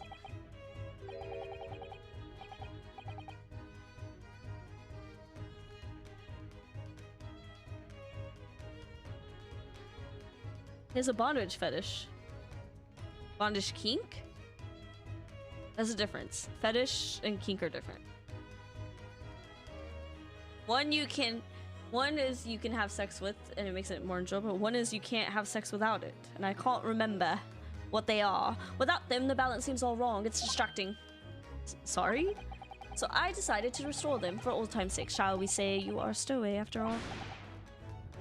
I can't type those words. I'm at work. He thinks this is funny. He wants to tie me up. Mr. Sholmes. We do appreciate all your assistance. I'd like to thank you from the bottom of my heart. It feels nice that it's 7 o'clock and it's not pitch black outside. It feels really good. Not at all, not at all. And though it's a little late, may I offer my sincere condolences. The loss of your companion is truly heartrending. Hope that you will be able to fulfill some of his inspirations in his honor. I feel like I've changed this accent 12 times. How do voice actors do it? I'm afraid that I won't be possible. We shall be disembarking at the next port in Hong Kong. We have to return to Japan and make a full report about everything that's happened. Wait a minute. Just me that has to go back, isn't it? I mean, I was the stowaway. Dialect coaches? Oh yeah, they probably actually, you know, have people tell them and help them. I don't know. The terms of the study tour were negotiated by the Department of Justice in both Great Britain and Japan. It was to be 1 lawyer and 1 assistant. Was to be. Unfortunately. In the light of Mr. Asagi's unfortunate death, I'm afraid the study tour can no longer go ahead. Oh no, I don't care for me, but... Or Suzada-san. I'm so delusional that I think if I had a voice coach, I could sing really well. I'm that delusional. My dear fellows, the majority of problems have an extremely simple solution, you know. All you require is 1 lawyer, and the study tour can continue, surely. There's no one else with the necessary qualifications, Mr. Sholmes. We know of no other lawyer. Qualifications, you say? Any qualifications obtained in your own country will be of little value in Great Britain, I'm afraid. Oh, but anyway, the voyage to London still promises a good month of time. Ample opportunity, I would say, to find yourselves another suitable lawyer. Yeah.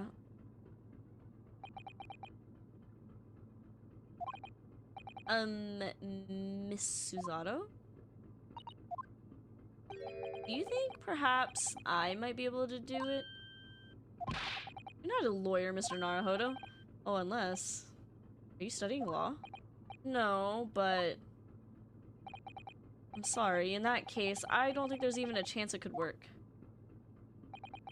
But as I said, there is still more than a month before we reach England's shore. That's a long time. Isn't that right, Mr. Naruhodo? I feel like I would change my mind in a month. I have a month in which to study, to learn what I must to become a lawyer in the GB. Mr. Naruhodo! That's ridiculous. Are you seriously suggesting anybody could learn all of that in just 40 days? There's only one way to find out! I'd work my fingers to the bone, Inspector, every single day. Will you let me try?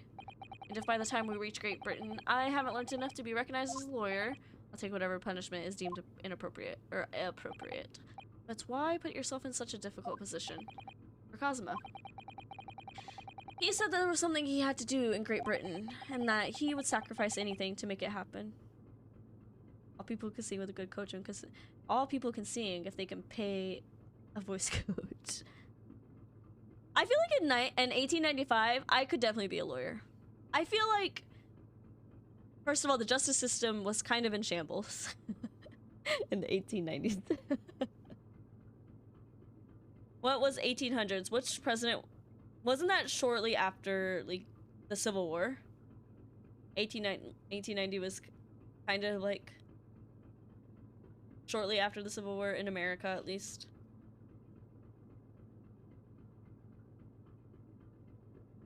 You read your art, right? Because in the 1890s, I'm just looking up 1890s American history.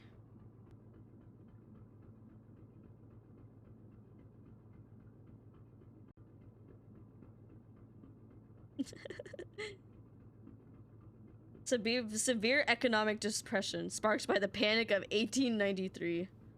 We saw the closing of the American frontier and a shift towards imperialist ambitions.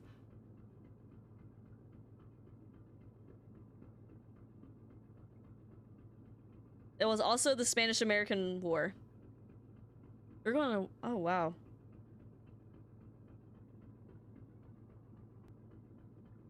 Oh, wow. The Reconstruction era. Oh, the Reconstruction era! Arr! I'm glad Moobot didn't, ban you for that. Because Moobot doesn't like links. I feel like... Drink like a fish, so like... I feel like... I don't even think there was a court of justice. Like, you know what I mean? I mean, in that time period, they recently had just outlawed slavery. Isn't that wild? So I don't even know. I don't even know if there was... What was the first court system, I guess? Like the first modern day court, I guess. Law 2, always help others that help you. Law 3, make a girl cry, that's not gonna fly. Make a girl smile, you pass the trial.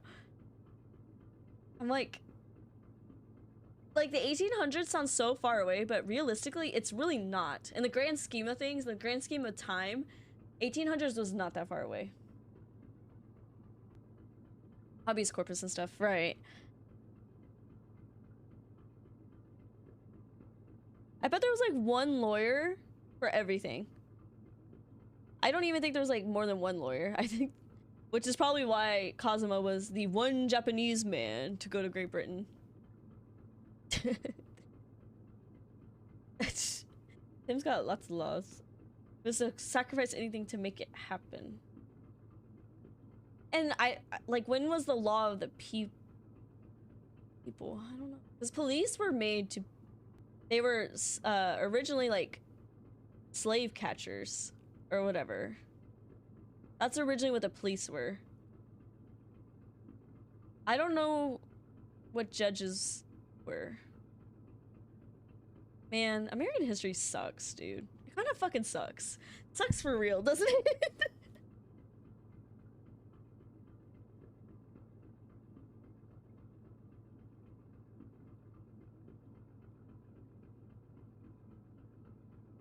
Like, if you murdered someone, I'm wondering...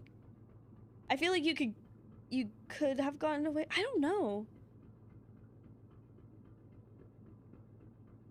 Because the current jail system is weird. And I'm sure it was even weirder back in the 1800s. Early 1900s.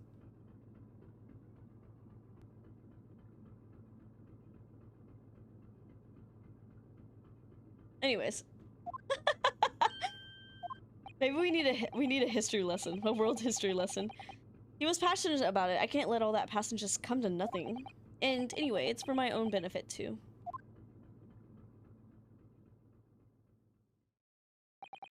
I will become a lawyer. I have to.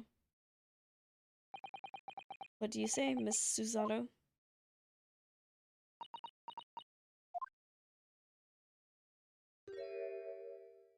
Her face shape just completely changed, I'm pretty sure.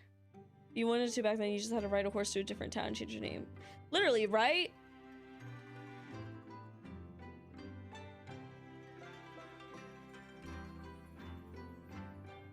I feel like a lot of murder happened. I mean, a lot of bad shit happened in the 1800s, and people just got away with it. Let's be real. Like, a lot of bad shit happened in America, at least. My scam podcast talks a lot about historical scammers like this that can just go around and do anything. Historical scammers. I have never heard that term before. There's one episode about a dude to impersonate someone who went off to World War I and didn't get caught until the war was over and he was still alive.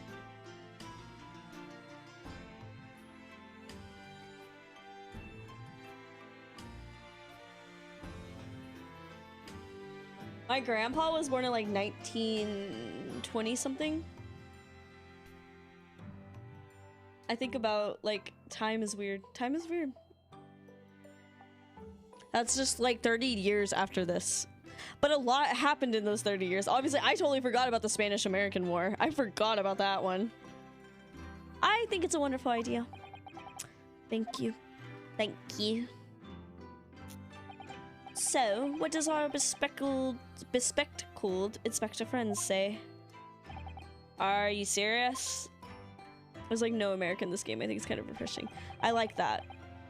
One lawyer, one assistant. The numbers are indisputable. No, no, no, it's madness. Yet fascinating, wouldn't you agree? Fascinating. Duty and rules are the dull routine of existence that we all abhor. And I took a... Specifically, it was Great Britain and war history, though. But war has a lot to do with history, let's be real.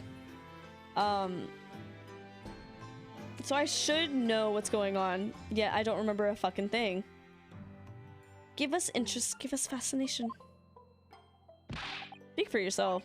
Besides, qualifications are no measure of a man. What matters is his character.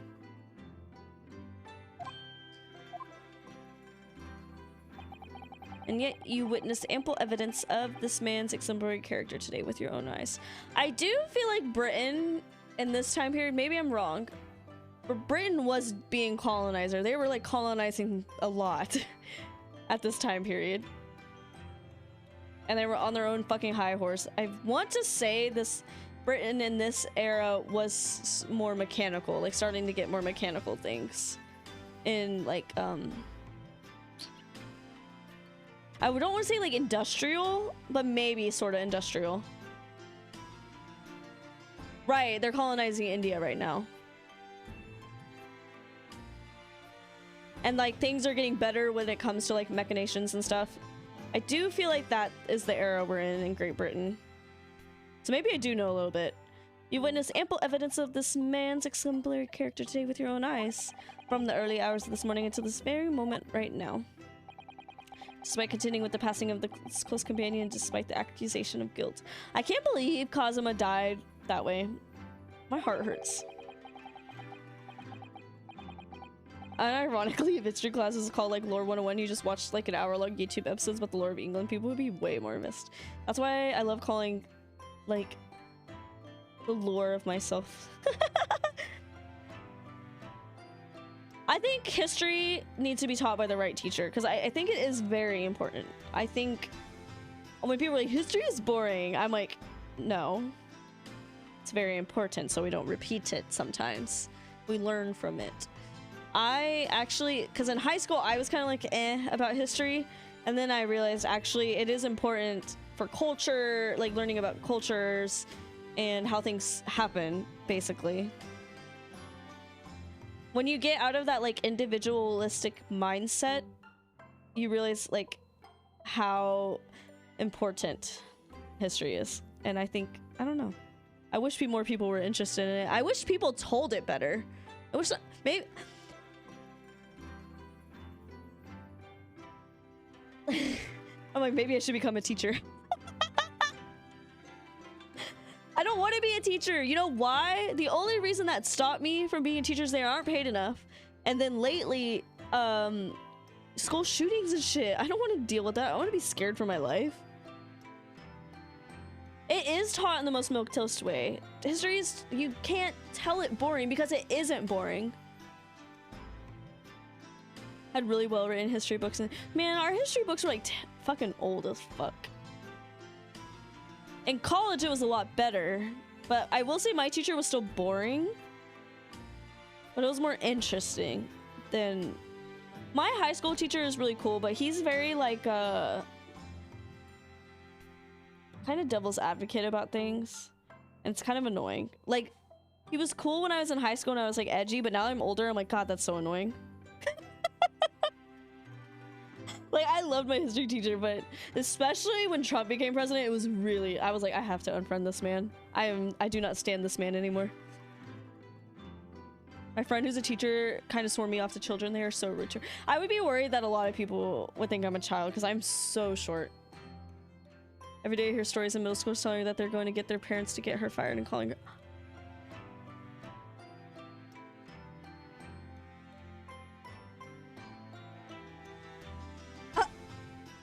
Why would they? Are they just being middle schoolers? I don't know. I would want to be a high schooler, I think. Teacher, I think.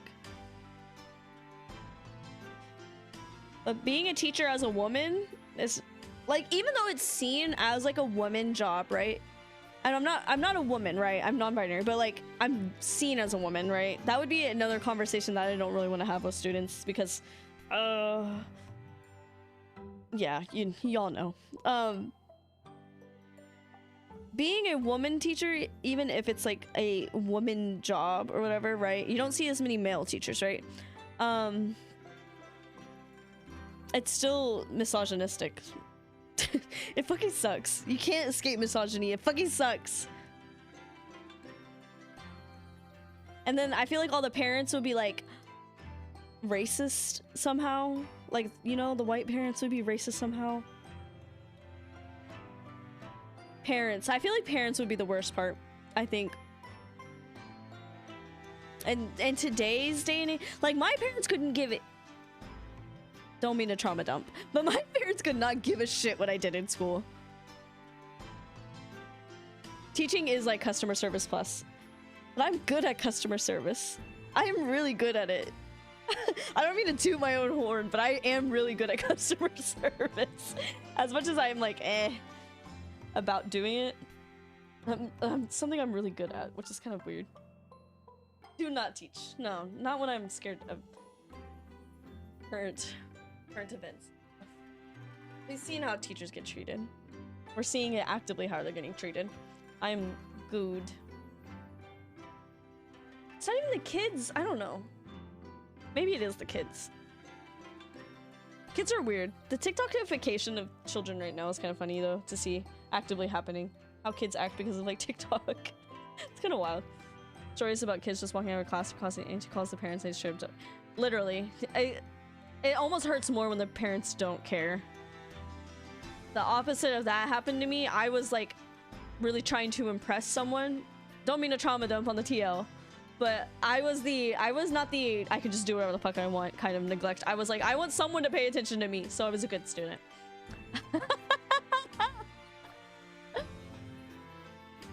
This man has shown resourcefulness, intelligence, and above all, courage.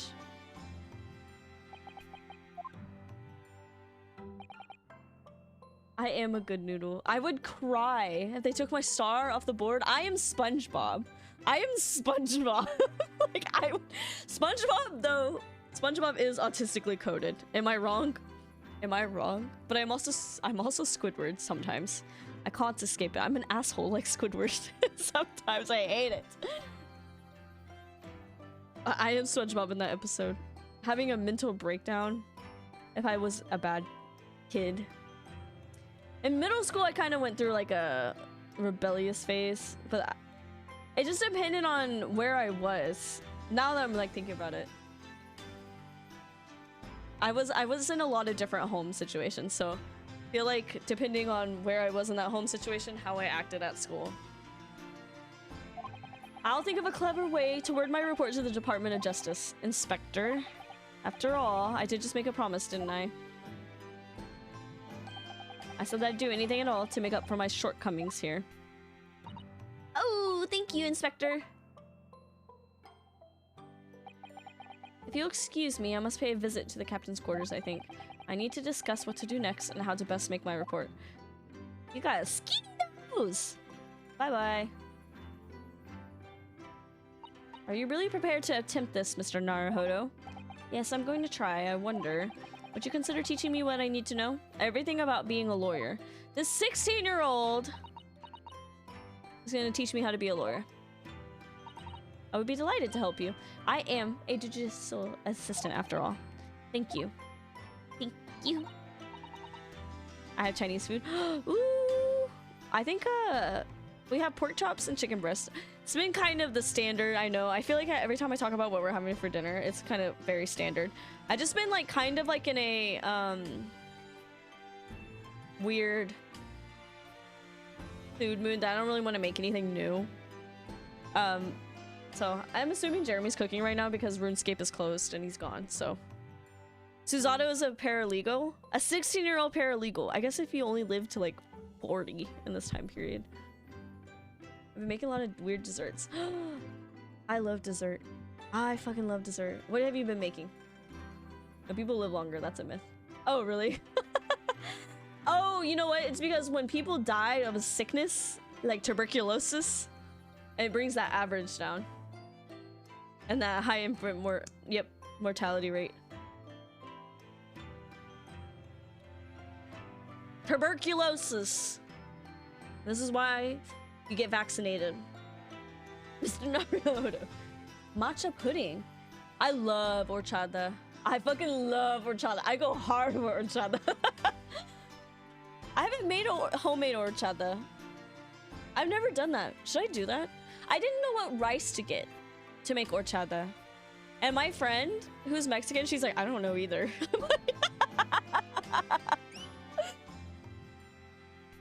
Matcha pudding. I love-hate with matcha. Sometimes I love it, sometimes I hate it. Sometimes it's too earthy. Maybe I would like guac if it was sweet. I feel like matcha is a good example of that. Mr. Naruhodo, I'd like you to take charge of this. What? Me? Are you sure? I'm sure it's what Kazuma-sama would have wanted. Its name is Karuma. It's a great sword that's been in the Asaki clan for generations. My boyfriend's sword. I'm now officially an Asaki. I hate green tea, but matcha pudding works so well. Almost feels like peppermint. You hate green tea? I love green tea. Arizona green tea. That's my shit. Like karma? Very well. Is that what it? Karuma. Karma. Is it like that? Yeah. Karuma is the Japanese last name of the Von Karmas. Wow. Oh. Wow. Because karma is literally a Japanese pronunciation of karma. Oh. Probably then. So then Miss Suzato seems we'll be working together for some time to come yet. I can't believe she's 16. It will be an honor, Mr. Naruhodo. What's in that book of yours? And for the next 40 days, I shan't grant you a single minute of freedom. I shall fill every spare moment with study. Yes, that's exactly what I need. But before we begin, I have an earnest favor of you to goodness, what is it? Please throw me to the ground. 18 at least, right? What age? Okay, so to be a paralegal, you have to have a degree already, right? Or does it depend on the state? I should never have doubted you. You were Kazuma-sama's closest friend. Of course, you would never have done anything to hurt him. And then you take like a... Definitely depends on the state. Okay. Because my path was more lawyer, not paralegal. Lawyer. And then I said, nah. In California, I think you have to have at least a GED. At least a GED. Oh, okay. I see. I thought you had to take schooling, like college schooling. I'm stupid. That should have been obvious to me from the start. So could I be, maybe I could be a paralegal now with my dumbass brain. With my brain age called me a 60-year-old. With my 60-year-old brain, I'm still butthurt about that. I cannot, I'm like, 60! I have to take a training program, but you can also shadow an attorney instead if they vouch for you, you get certificated. Right, I knew it was a certificate. Kind of like a... That's wild. Isn't her dad a professor in college? Yeah, she's 16 in the game. I think if you go... Yeah, 16. Oh, her portrait's pretty. Okay, pretty little girl. It allowed suspicion to get better of me. And no matter how upset I was feeling, it was completely unforgivable behavior. You were in shock. Girlie, don't beat yourself up. I would also freak out. You just found out about me stowing away. No, I won't let you make excuses for me. Whatever the circumstances, I should never have thrown you, and not just once, but 5 times. The number keeps creeping up, doesn't it? Please, you must just take hold of me and throw me. Do it. Don't even think about it. Why is everyone into BDSM right now? What is going on? Cauliflower pudding. Now you're gonna have to convince me of that one. Why is it good? Why is that one good, Hoffer? What is it that makes it good? It's been freaking me out when I talk that the music goes up at the same time I'm talking, and I keep thinking y'all can hear me double. It doesn't taste like cauliflower. What does it taste like? Rice pudding, but cauliflower. I'm trying to remember if I've ever had rice pudding. I don't even know how I've never thrown anyone in my life. That reminds me, Mr. Naruhodo is a skill one acquires without considerable training. Oh, Mr. Sholmes. I observed your throwing technique several times with great interest. I confess I was most impressed. When did he see that? I presume that would be a form of Japanese. I presume that would be a form of Japanese wrestling. I'm really fucking up his accent. We're going in 3 hours and it's fine. Not wrestling, but my own interpretation of an ancient jujutsu technique. Apparently it's called the Susato takedown. It leaves your head swimming, believe me. How beguiling? I've only read that word. I've never heard it, I don't think. Oh my god, he's punching her. Oh my god. He's gonna kick her ass. Oh my god, he's swinging on her. Oh my god, Sholmes. Why would you do that? Why would you do that? Sir. Sir. Sir. Sir, he's did it again. Sir. Sir, stop it. Stop it. Oh my god. Oh my god. Oh my god. I'm a practitioner of the combative arts myself. I don't know what accent this is. I am somewhat accomplished boxer. There he goes, dancing around again. I wonder if you'd be as kind to instruct me on the technique of your wrist. When I get distracted, I forget their accents. This is so bad. Of your arresting throw. I'll get better at this as time goes on. Yes, I'd be honored. Then let us not dally. Demonstrate my DM, and let us. Airport. I'm not going to the airport. No. Maybe I need to listen to some British accents. Who's British? Who's British? Who is British? What, do I follow anyone that's British?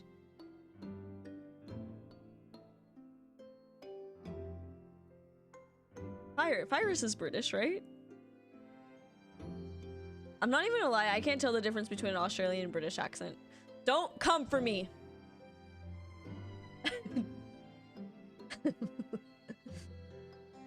Should we do an accent challenge thing? Cause should I listen to people and be like, that's that accent?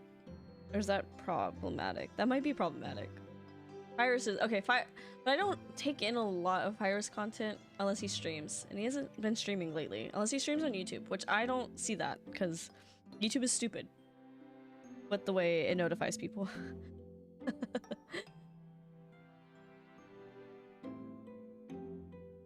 Artie's British, but Artie doesn't stream anymore.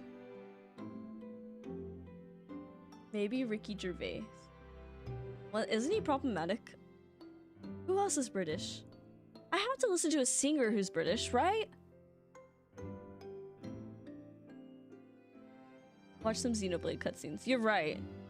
Isn't the newest Xenoblade have a bunch of different accents, though?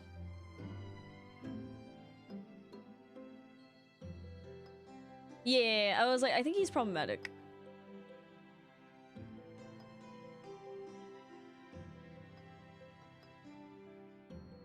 I guess, is Gordon Ramsay British?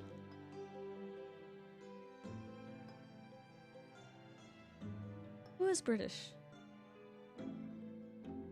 Ramsay is Scottish specifically. Okay. See, I don't get. I took 3 semesters, I think, 3 semesters of Great Britain history, and I still don't understand the history between Ireland, Scotland, and Great Britain. Like today, in today's standards, I don't understand. Like, what's going on there? I would love someone to break it down for me. I need to watch an interesting video of that. Scottish. I don't want to say my last name on stream, but it's not hard to find. But my last name is Irish or Scottish, I assume. So I'm assuming I am, and my dad's family, they have red hair. So I think the white part of me is Irish. But my economics professor slash teacher, whatever, it was in high school, he thinks my last name was Scottish specifically. But I don't know. I don't know. Generally agreed that like England kind of colonized Scotland and Wales and North. Yes, exactly. Yes, because UK is different than Great Britain.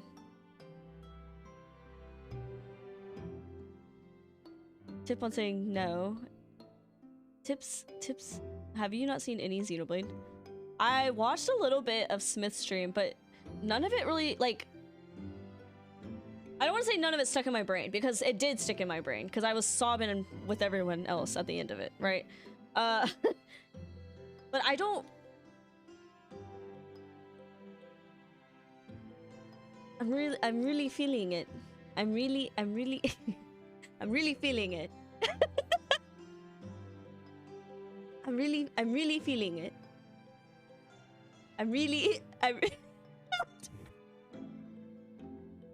Nar is Australian, right? I gotta duck out and drive home. I'm guessing you'll be done with this chapter before I get home since you get... I'm so close. I'm just getting on tangents now. I'm so hungry, that's why. Drive home. Drive home, yes. Do that. But drive safely, Juju. Thank you for being my honorary grade ace attorney. Nar.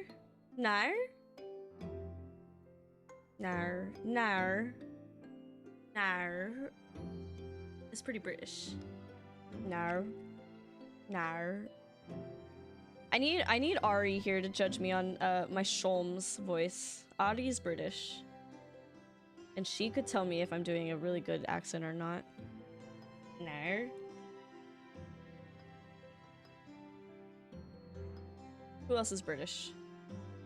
I know there's more Britain friends. I know you bitches are out there. I know. I just can't. Y'all not come into my brain. I'm not. I know there's different accents too. Like there's like southern, there's northern, there's eastern, there's western. I know there's different accents too. I don't know. Then let us not dally. Demonstrate, my dear madam. Oh, of course, of course. Kick my ass. Are you ready, Mr. Naruhodo? Hiya! I don't really know how to do a Japanese accent without sounding racist either. We saw how they tried to trick me earlier in the first episode. Arresting indeed, and that is what you term the Susato takedown, is it? In it. Actually, no. That was a Sada squash. Squash! In my groggy state of consciousness, a scene from an evening recently spent with Kazuma flickered into my boyfriend, my dead boyfriend. Anime. Karuma. Japanese accent is just following the rules of pronunciation, that's all. Watashi ga kita. It's like, there's a thing in Fortnite, there was like a it was a My Hero Academia balloon that would like float down. It was like All Might or whatever, and every time it like floated down, it was like Watashi ga kita. And I could not stop from saying it. Could not. Every time he said it, Watashi ga kita. Watashi ga kita. I can't wait for the Attack on Titan stuff, and then I'm gonna be saying that. If you go to Japan, most won't understand English words unless you pronounce them to their rules. Gotcha.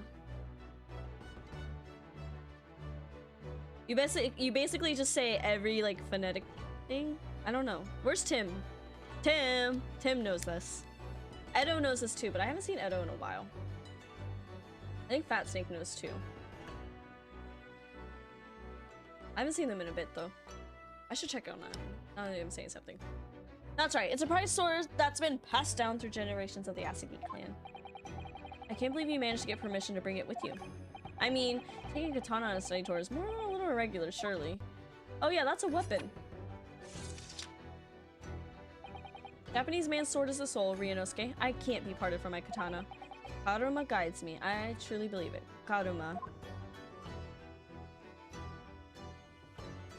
But Ryunosuke is me, so that's why we're talking like me. So its name compels its wielder to slice evil in two, not that you would need much more compelling. Why didn't we get to see the cat? I'm mad we didn't get to see the cat. On that subject, there's something very important that I have to do in Great Britain, and I'll sacrifice anything to make it happen. Basuru. Basuru. Basuru. I want to go to Japan. I do. I don't know. I need to get my passport though. Passport? I'm not going to passport. Of course I will. Whatever it is, I will see it through the end with you. Maybe I need to rewatch some Bluey. I knew you wouldn't let me down.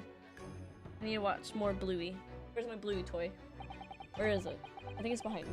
Right there. Bluey. That important thing he had to do? I still don't know what that was. Get married. I'm gonna see the place for myself and work it out. In Great Britain's capital, London. Why are we going to London? Because it was relevant at this time period. Yeah. Yeah. Crash course candidate. I'm playing with a fidget cube. Alright. Next time, tomorrow, we do episode 3, The Adventure of the Runaway Room. Exciting things. Exciting. That means I'm going to be talking a lot of British accents. A lot. Let me fix this. This is like kind of driving me crazy. Erdern. Why does it look like that?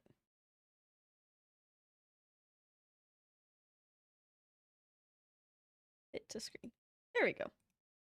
I don't know why it looks like that. I don't know. Thank you, Hoffer. I think they're from... I hate them. Like, not because they look cute, but, like, I hate them because I have a face that, like... profile. Like they just slide down all the time. I think they would work if I had a bigger fucking nose, but I do not have a bigger nose. So they slide down all the time. It's really, really annoying. But they are, I think they're from Firmoo, Firmoo. I think these ones are from. I'm about to get new ones. I need something more heavy duty, I think, because it slides down constantly. It makes me fucking no. Rip. Juju did not make it to them, but we were almost done. It's okay. It's okay. We're gonna raid someone. Let's see. Is there anyone reading? Is there anyone live? Live. I'm gonna get better at my British accents. Stream tomorrow. You know what day it is? It's tomorrow is Wednesday, my dudes. All right. Pokemon? I feel like Pokemon's a good one, huh? It's a good raid too.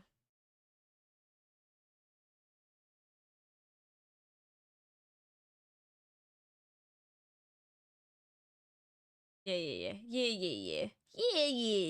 We're gonna raid Mushy. I think raid mushroomism. Maybe they're too heavy. You think so? I think, okay, let me take them off. I think, look how little these arms are. You see, like, I think I need something with more heavy arms. Does that make sense? Is that how you spell it?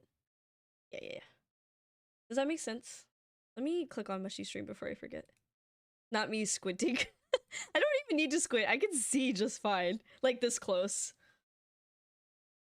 Full-time roller skater. What a good ad. I think they're a little too thin, but I'm looking at getting something thicker maybe. I like these. If you have bigger than -3 though, you can kind of see how yeah, how thick that is. So if you have anything bigger than -3, it'll definitely not work with these glasses. But anyways, okay. Tomorrow we do case 3, episode 3. The vortex my face, literally. Like you can kind of see like how I'm perceived. I want contacts so fucking bad.